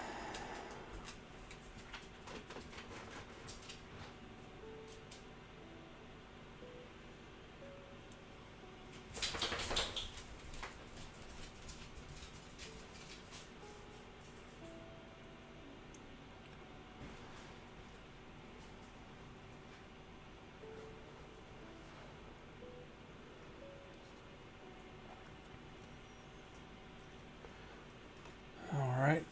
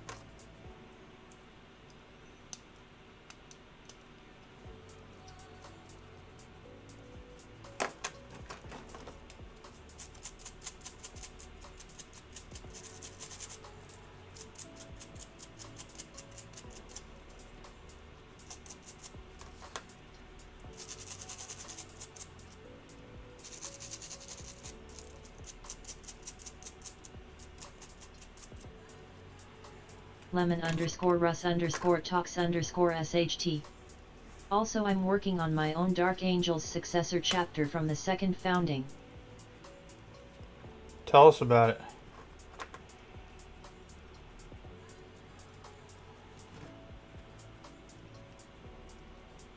lemon_russ_talks_sht.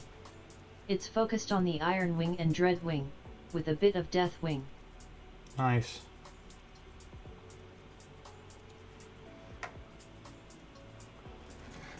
I'll tell you another good book. Might have read it already, but is I think it's called Deathwing. It's got a picture of a dark angel in black armor lemon_russ_talks_sht. They had been their own crusade fleet separate from Lionel for about 30 years prior to the Horus Heresy. Right on. But it's attacking a Chaos Dreadnought. But in there, yeah, it's called Deathwing. It's a bunch of different short stories, but the main story in there I love is with the actual a group of Deathwing Terminators along with a librarian in Terminator armor or whatever, librarian Terminator, that go down to this homeworld or whatever that used to be theirs because, you know, the tribes they belong to or whatever. Or no, wait a minute. Yeah, I think so. And basically they find that it's been essentially overrun by gene stealers and gene stealer cultists.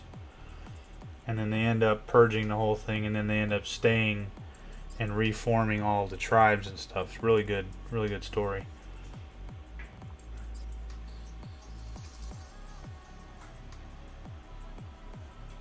I guess the tribes that were destroyed or whatever. Alright, so we got that.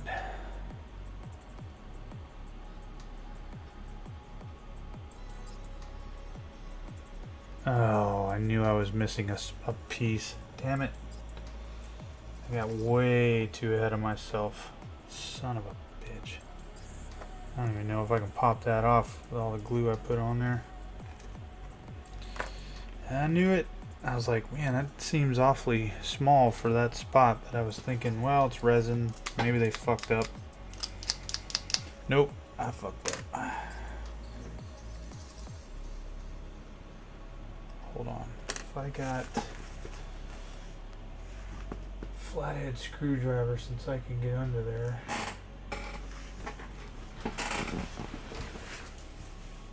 Let's see.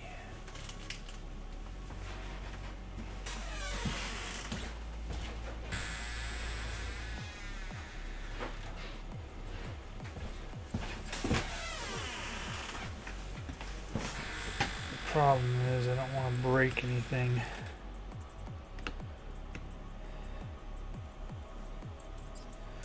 Yeah, that's gonna break 'cause it's resin. I gotta cut it free. Try not to cut myself.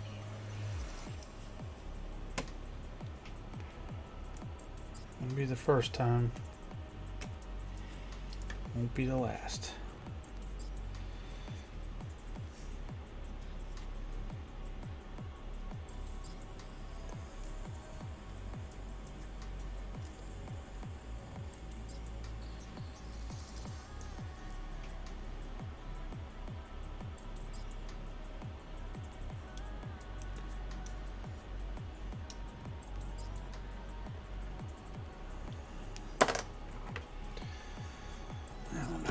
Might be worth breaking it and then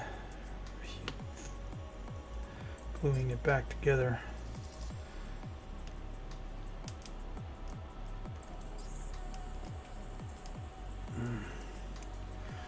It's definitely glued, holy shit.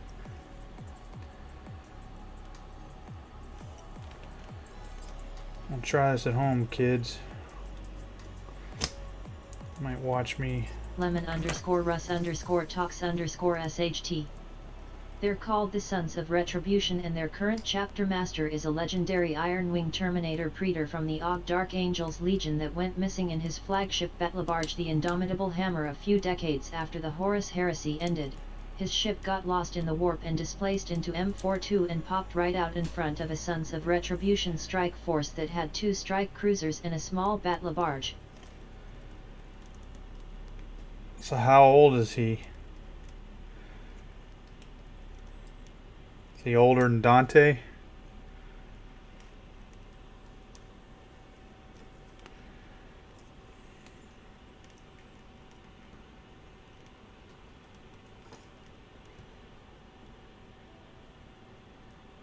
Lemon_Russ_Talks_SHT. Upon seeing an 18-kilometer-long Dark Angels Legion battlebarge pop out of the warp, they naturally awoke some of their venerable dreadnoughts.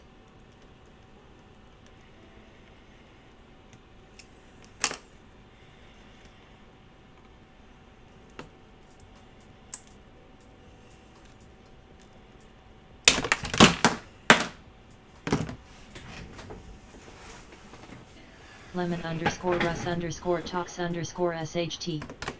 I got the century wrong. I forgot he popped out in about 950 of M41.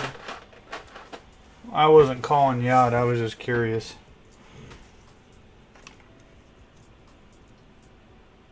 Just, you know, just curious. Lemon_Russ_Talks_SHT.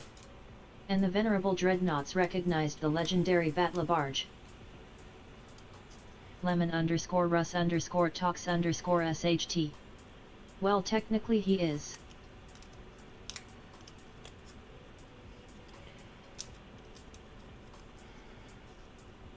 Well, I got it off without breaking it. Lemon_Russ_Talks_SHT. But the ship only experienced about 70 years of being stuck in the warp. Sure.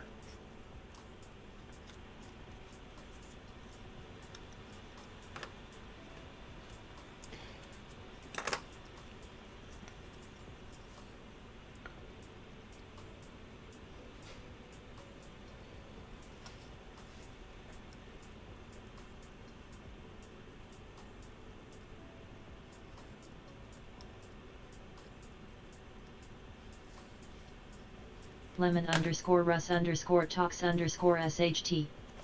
So they didn't age much, but due to warp fuckery they got yeeted almost 11,000 years into the future. Yeeted. Love it.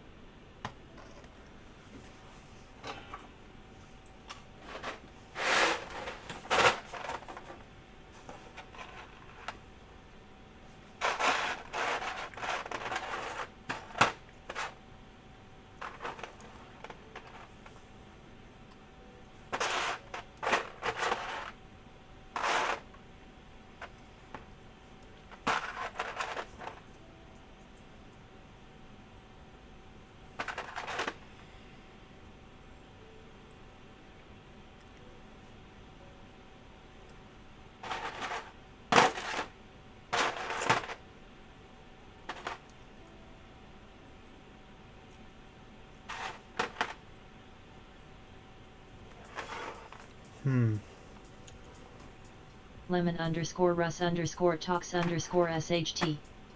And after months of investigation, scanning of archives and interrogation of the indomitable Hammer's crew, they escorted the ship to the rock, and let the main Dark Angels chapter do their own investigations and interrogations.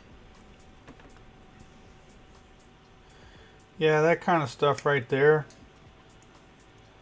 Not on your part, but like if you think back to the flight of Eisenstein, and you know, for someone that's supposed to be so measured, if you look at Rogel Dorn's actions towards Nathaniel Garrow, absolute friggin' chode, man. Like, what did you... If you took 2 seconds to think, and this is where, the writers are obviously dumb. Lemon _ Russ _ talks _ SHT. Since he was a very well-known and high-ranking member of the Iron Wing, it didn't take much for the main Dark Angels to verify him. That's good.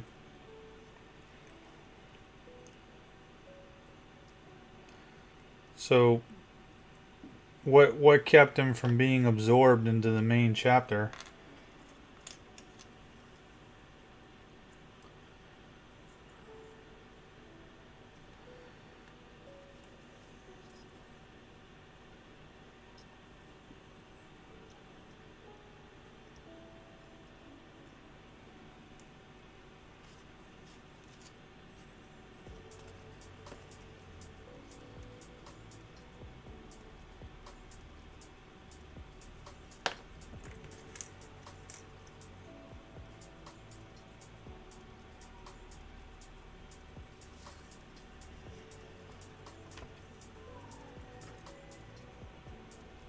Lemon _ Russ _ talks _ SHT.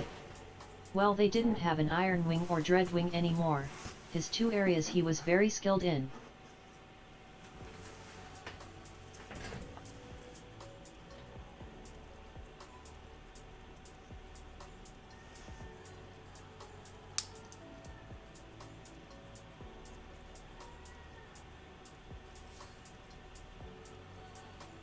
Lemon _ Russ _ talks _ SHT. So they let the Sons of Retribution absorb him and keep most of the relics aboard the ship.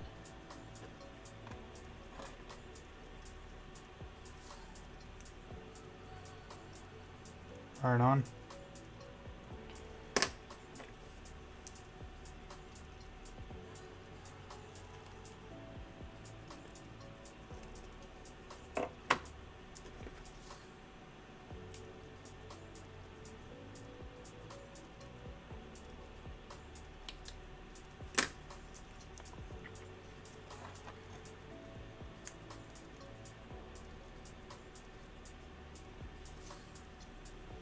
Lemon _ Russ _ talks _ SHT.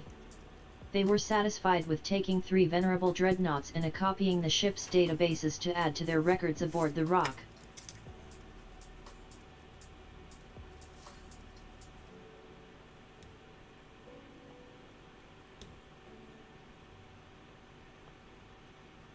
Sounds like a little prid quo pro.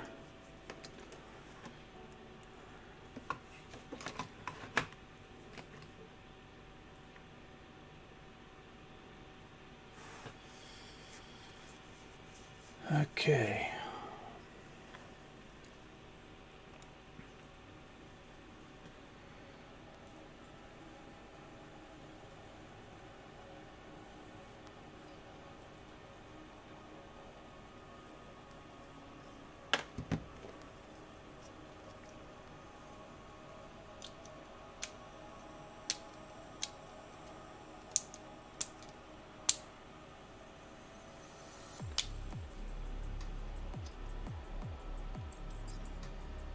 Lemon _ Russ _ talks _ SHT. He also located 3 intact Dreadwing armories that had been sealed inside the rock ever since about 250 years after the Horus Heresy. Nice.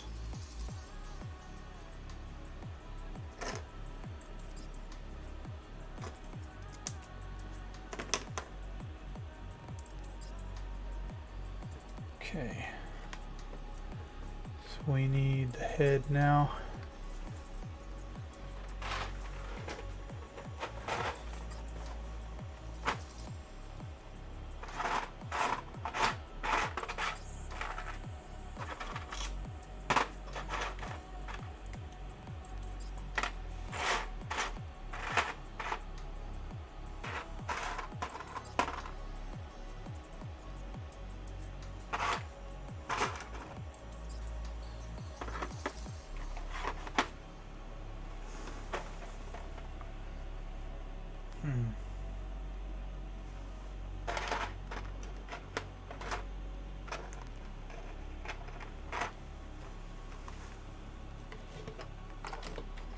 So we got this piece.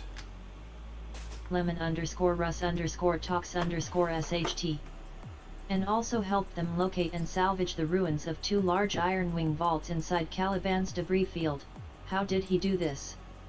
Well, he knew roughly where they were inside Caliban, and after many days of running simulations he led the main salvage expeditions and retrieved out half of the 2 ancient vaults' contents.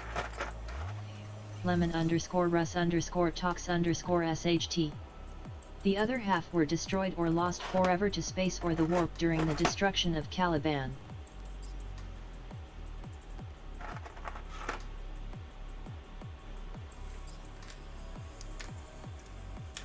You ought to do a video yourself on all this. This is pretty awesome.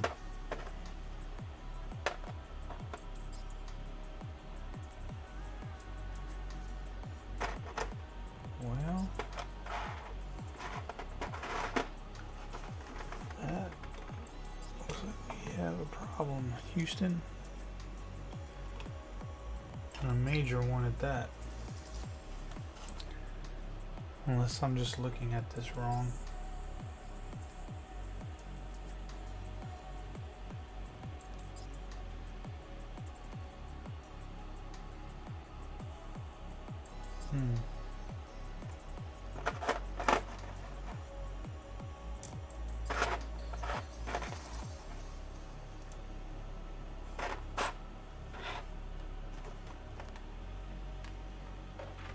Lemon_Russ_Talks_SHT. Yeah, I think He wears Artificer Terminator armor using various parts of Cataphractii and Indomitus pattern Terminator armor, and his most favored wargear is a Mastercraft Relic Paragon blade, a plasma cannon and a Cyclone missile launcher.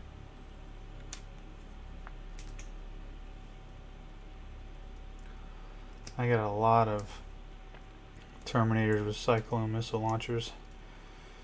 Trying to figure out what I want to do with them, who I want them to belong to.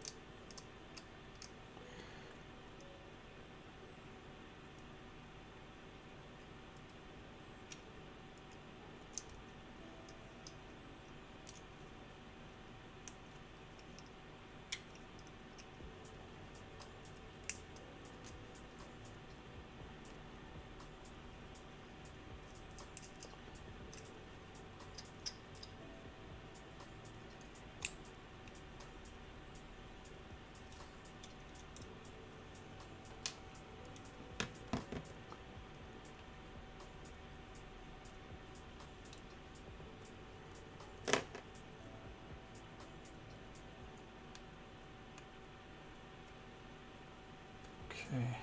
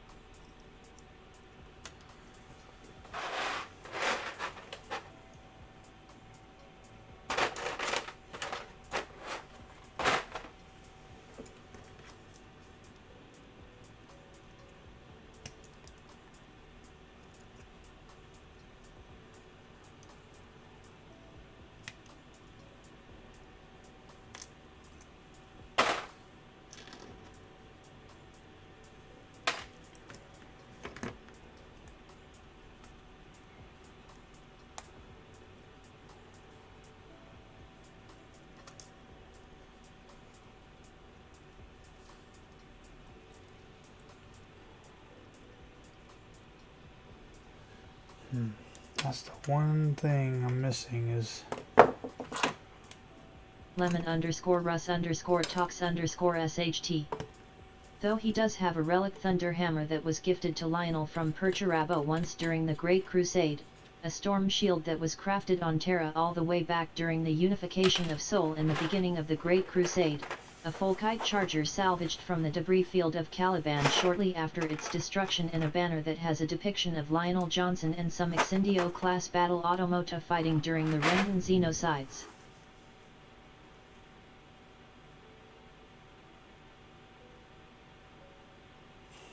wow, the Rangdan.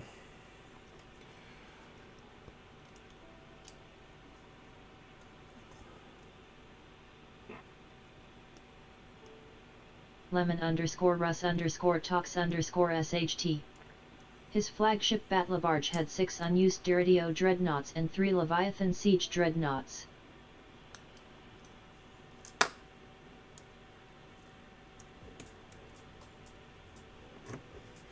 So are you making an army with this?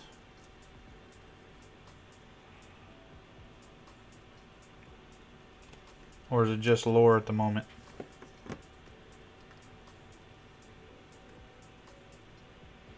lemon_Russ_talks_SHT.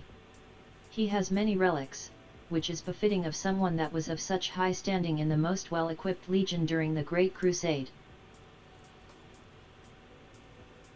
lemon_Russ_talks_SHT. Yet, I haven't gotten around to making his model yet.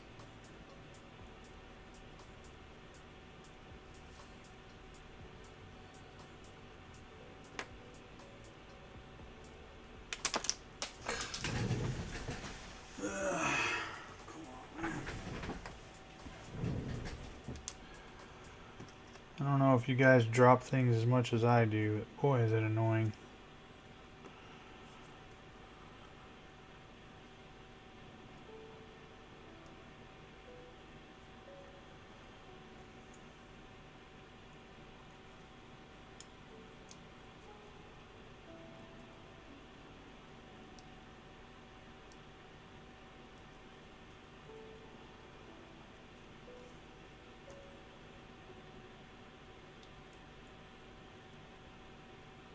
lemon_Russ_talks_SHT.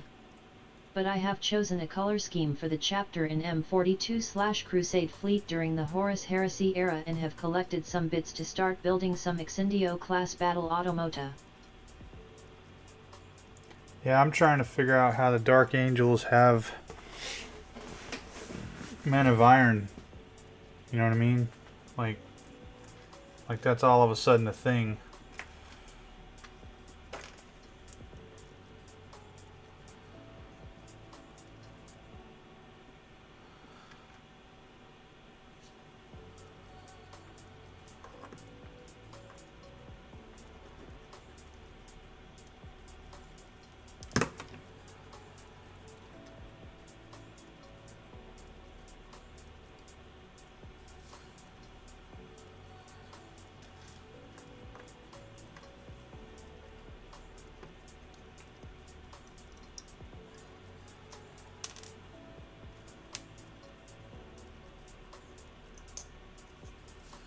lemon_Russ_talks_SHT. Oh, and inside those Iron Wing vaults they found 15 fully intact Exindio class battle automata and some the remains of 4 that were smashed apart during the intense destruction of Caliban.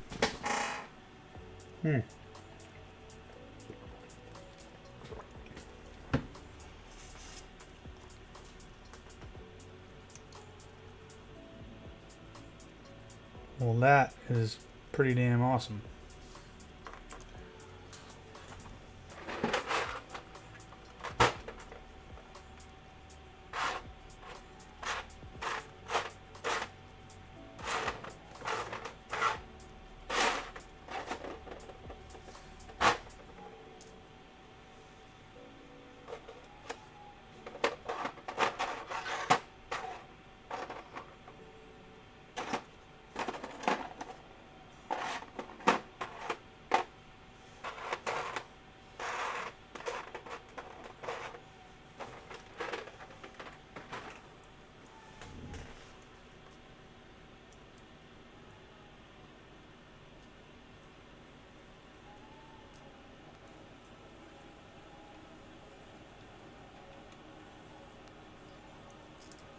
lemon_Russ_talks_SHT.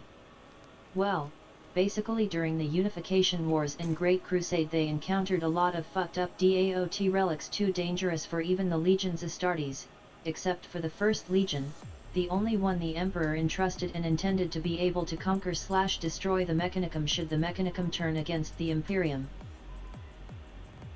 Oh, I know. I'm just saying it's interesting that, you know, now it's a thing. When before, you know, all of the Men of Iron were destroyed, supposedly.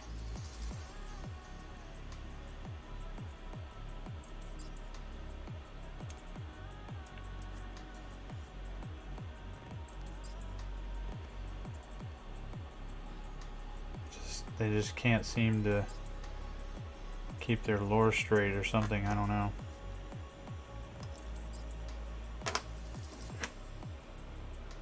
Or maybe they're about to, that's the next race, is they're going to release a Men of Iron army. I'm sure it would sell.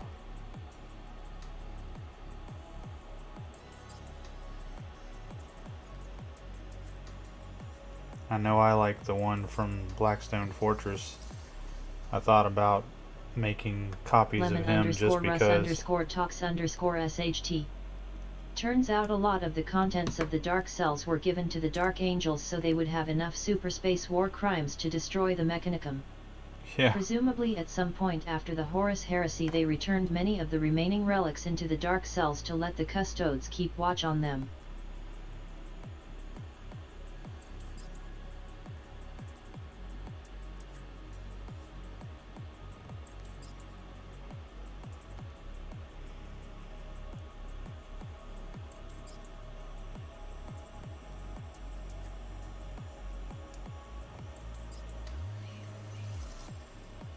lemon_Russ_talks_SHT. I mean, did you really expect all the Men of Iron and other Dark Age of Technology and Age of Strife A's to be destroyed during the Great Crusade? No. I'm just saying their lore is inconsistent and stupid.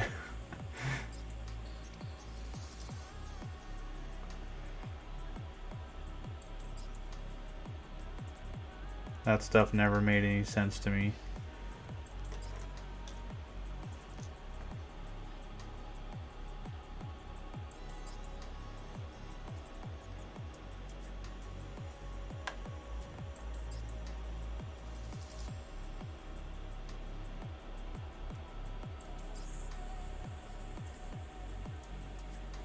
lemon_Russ_talks_SHT.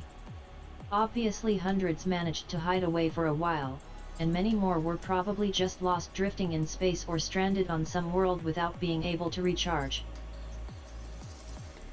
Well, I figured that there were plenty out there that were on like a separate mission that had no idea that the war even happened. But that's, you know, they just wrote it as they were all destroyed. lemon_Russ_talks_SHT. Though yeah, I'd say by M42 about 99.5% at least of all the rebellious A's have been destroyed. lemon_Russ_talks_SHT. Oh yeah.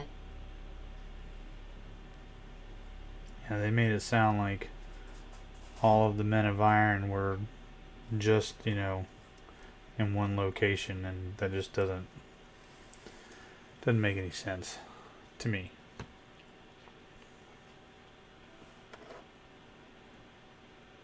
lemon_Russ_talks_SHT. Supposedly there were vast vaults containing hundreds of thousands of Men of Iron that were sealed away after the cybernetic revolt.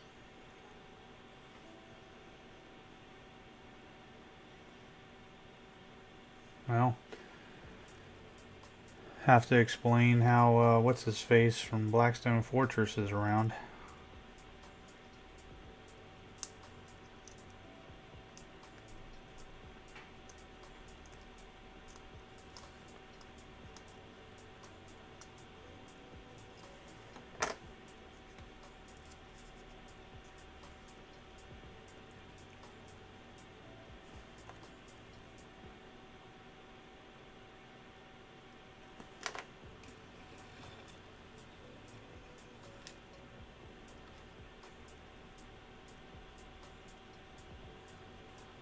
I did tell you guys I was ambidextrous, right?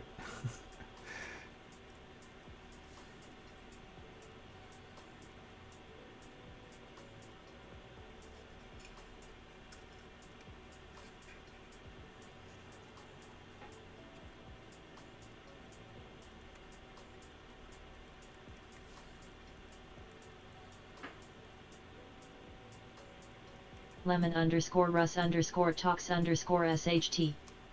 Honestly, the Excendios are one of the few things I want to be actually lore accurate on the tabletop, nigh unstoppable but extremely rare and dangerous thinking machines of war.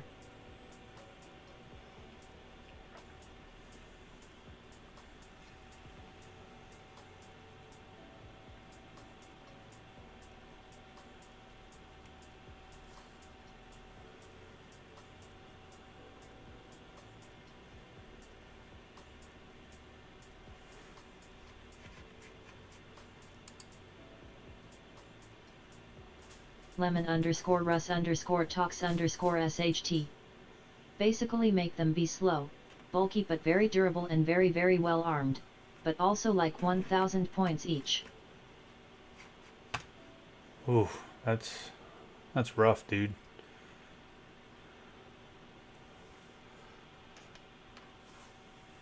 $1,000 points each.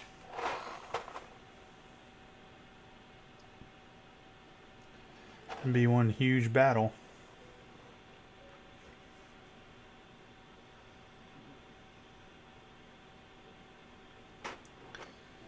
Alright, so oh, there it is. I was gonna say, why would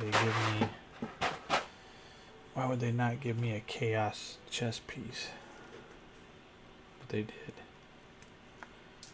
They gave me both chaos parts as well as normal parts.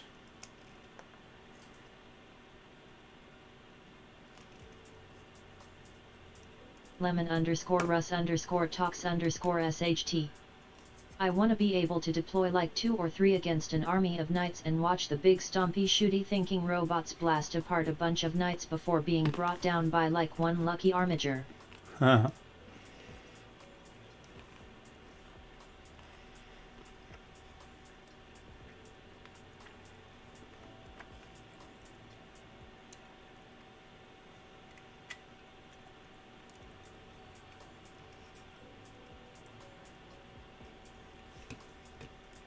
That could definitely be fun.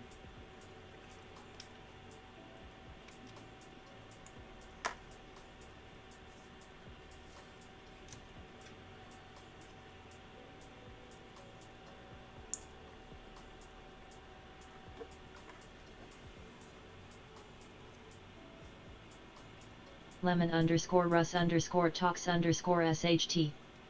Also, I went trick-or-treating for about 2 hours tonight and got over 8 lbs, 3.8 kilograms, of candy.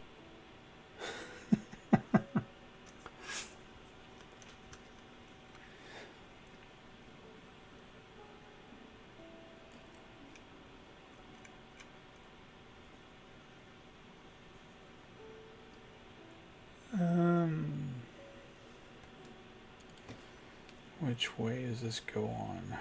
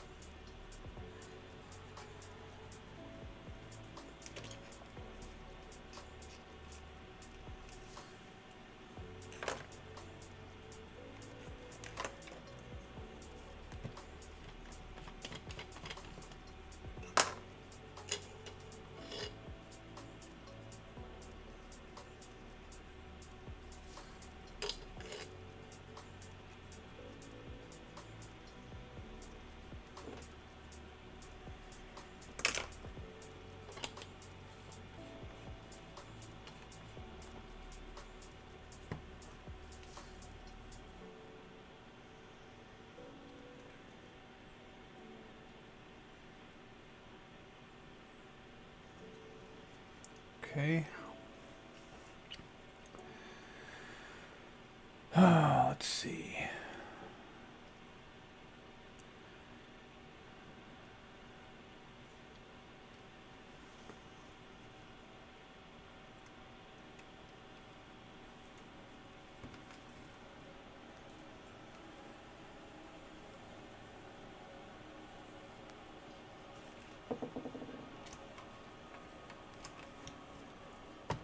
The hell?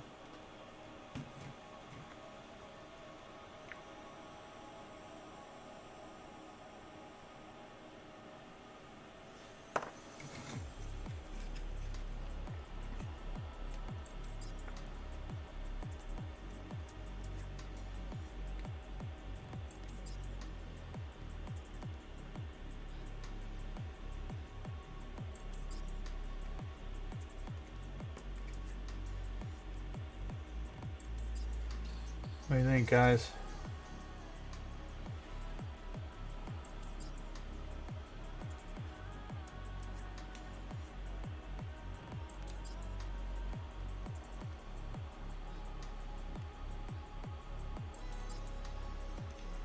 Why do you keep falling off? Son of a bitch.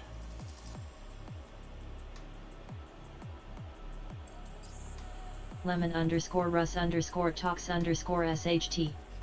Looks pretty good.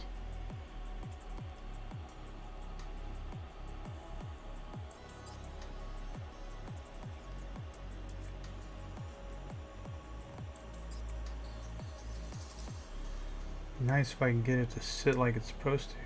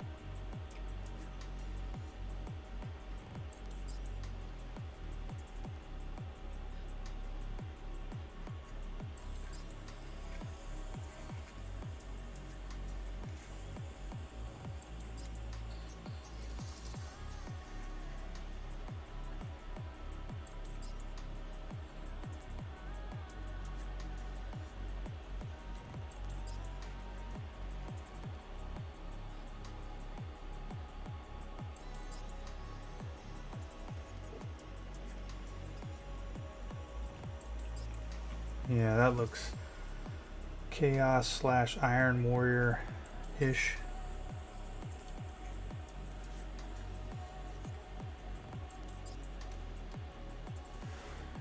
Alright, so now they want us to put all the weapons on. lemon_Russ_talks_SHT.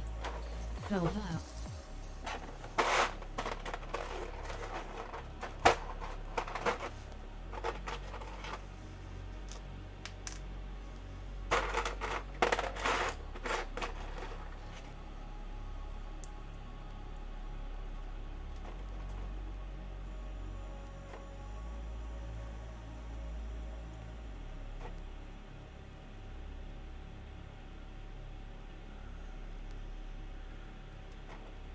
I think I'm gonna go with the melt-a-gun on this one.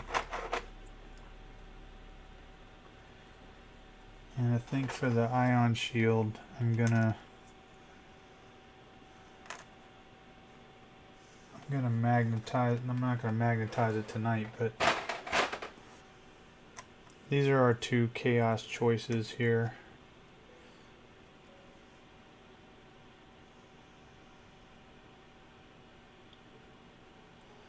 I really like the face one, but I'm not sure regarding Iron Warriors. This one, I could probably do like an old Iron Warrior something in there, you know.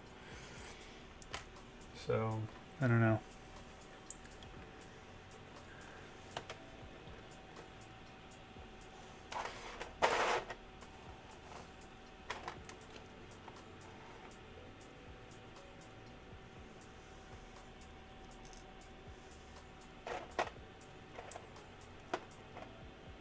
lemon_Russ_talks_SHT. Yeah, I'm thinking the one without all the fleshy stuff. Yeah, me too.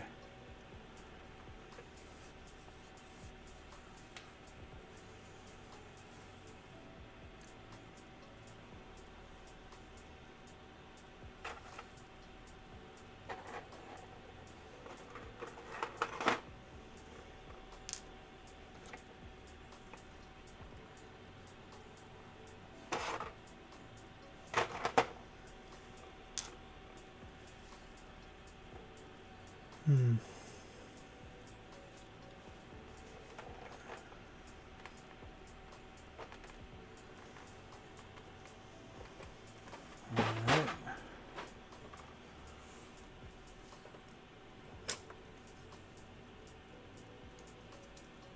We won't get to the big weapons and arms tonight, but that's okay, because I gotta dunk that one in some hot water anyway and get it squared away. But I definitely want to get this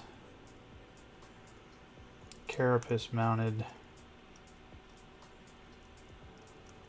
And I can't do that until I've got these on.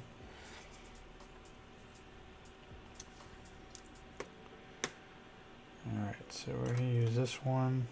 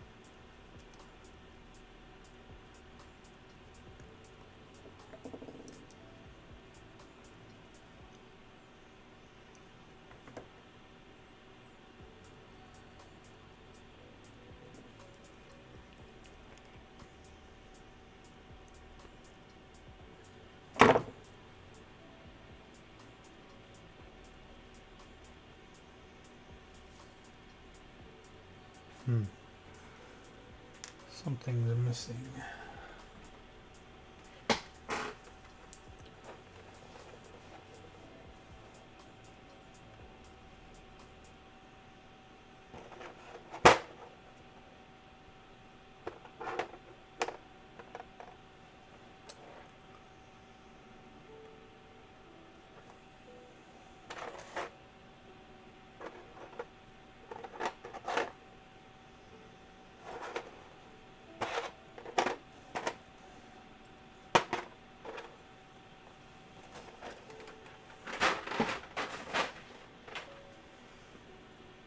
I think I'm supposed to cut this off.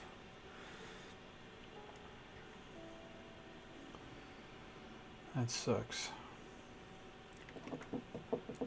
Oh well.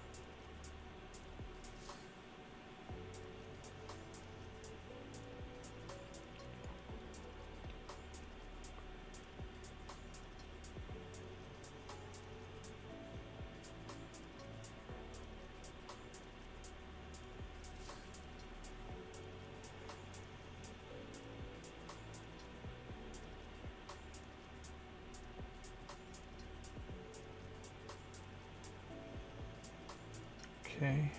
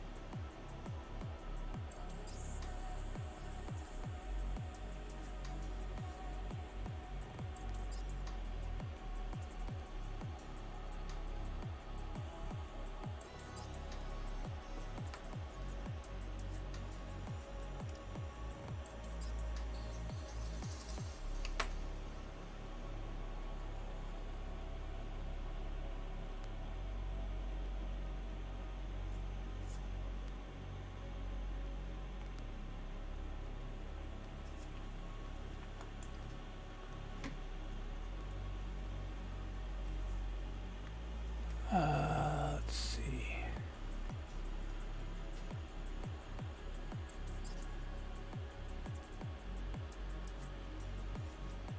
Guess it's all one piece.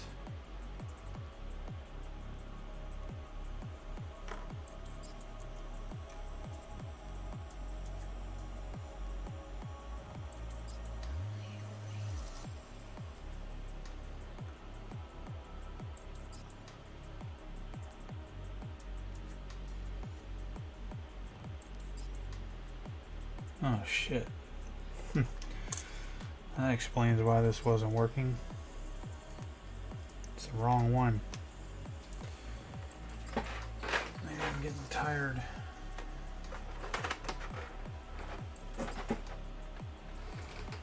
Yeah. That makes more sense now. Lemon _ Russ _ talks _ SHT. Oof. I got it off. It's not a big deal.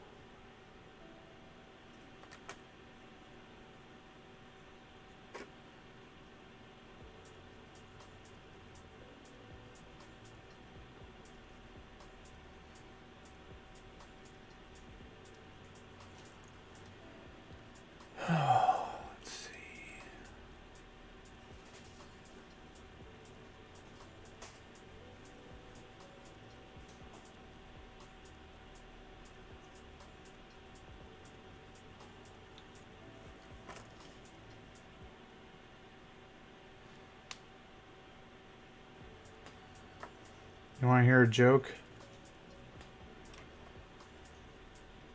There's people out there that actually think the Tau really care about what's good. We all know the ethereals are lemon_Russ_talks_SHT. trash. Sure.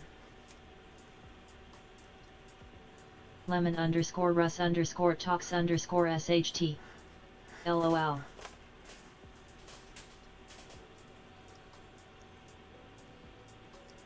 Hell, even Farsight knew.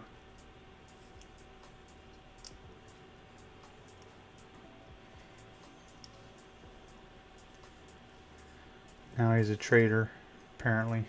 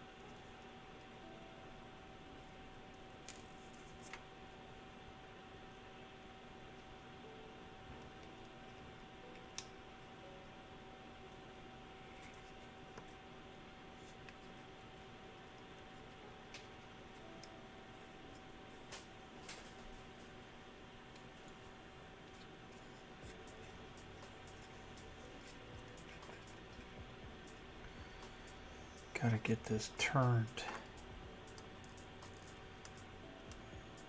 as much as it'll let me.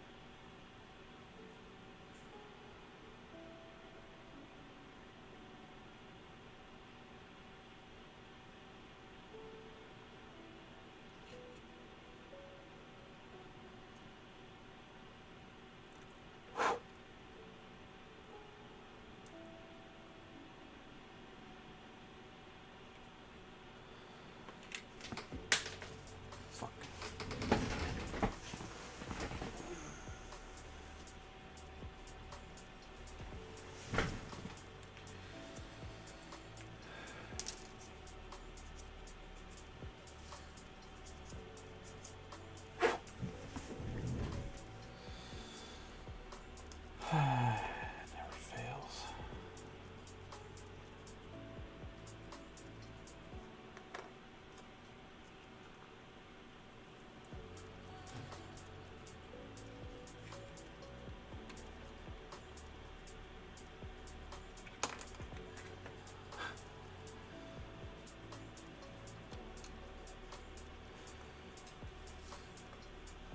I just keep telling myself that the more I struggle, the more it'll be worth it, and the stronger this army will be.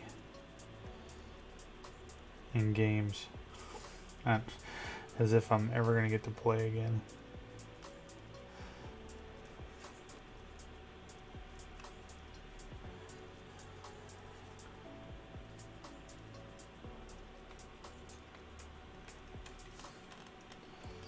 Come on, man. What are you doing? Being a freaking idiot right now.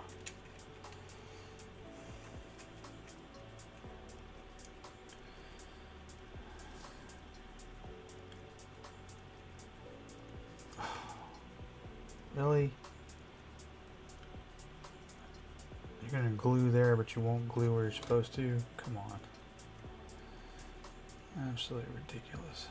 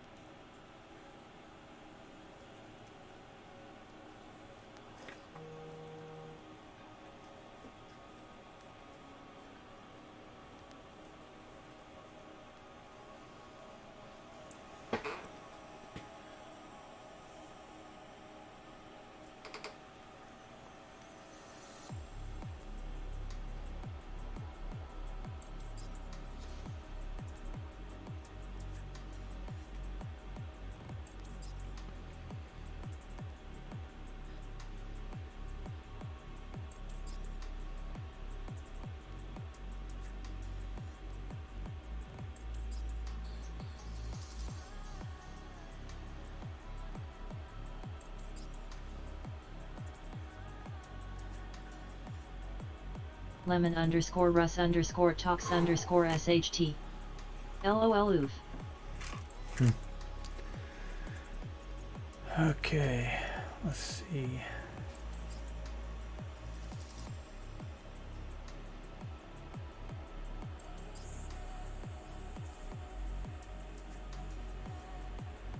Well, they want me to put all of the railings on the carapace, but there are no railings on this carapace because it's chaos. So that's a major step we get to skip. So that's good.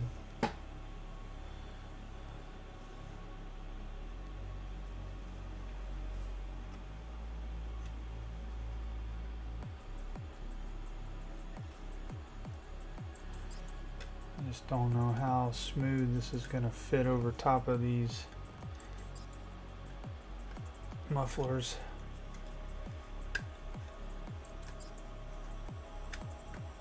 Oh, not too bad.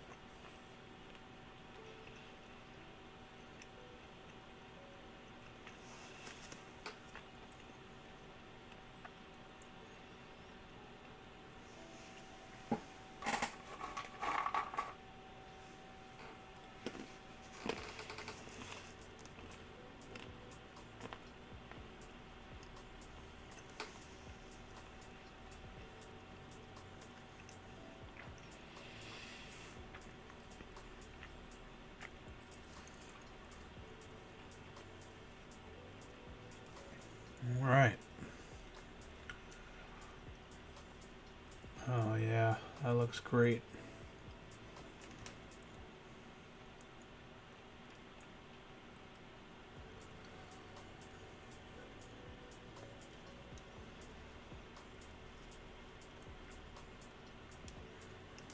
Time to glue him down.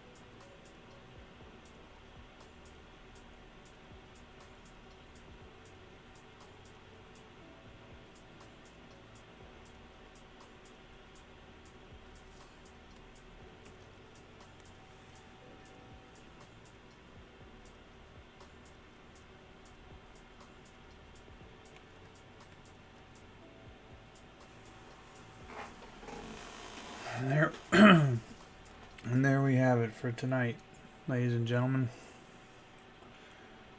The bulk of the work done. All that has to be done now is put the arms together, throw some green stuff in there, and put the magnets in. I'm curious.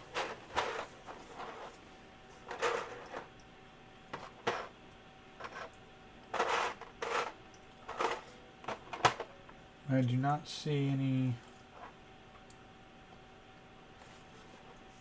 weapon options for the top, but that's okay. I've got some extra. So I think that's what we'll do. I think we're going to outfit this guy with this Melta cannon. I think that's what it's called, mostly, as well as I may put this out there, but I've got some claws that I don't need, so I may use one claw for him instead. I like the power fist more than I like the chain sword. But yeah, we got the bulk of it done, and that's really all that matters. Although I'm curious how this is going to work out, since that's for the battle cannon. Oh wait, I know how that works out. What am I saying? Yeah, here's the one for this. And then we'll put that together and then just fill that in with green stuff, stick the magnet in, and we'll be good to go. So anyway guys, I'm going to call it a night. Thanks for hanging out. Thanks for sharing the story, Lehman. And it's 1 o'clock in the morning here, so I will catch you guys later, and we'll see you guys soon. Take care.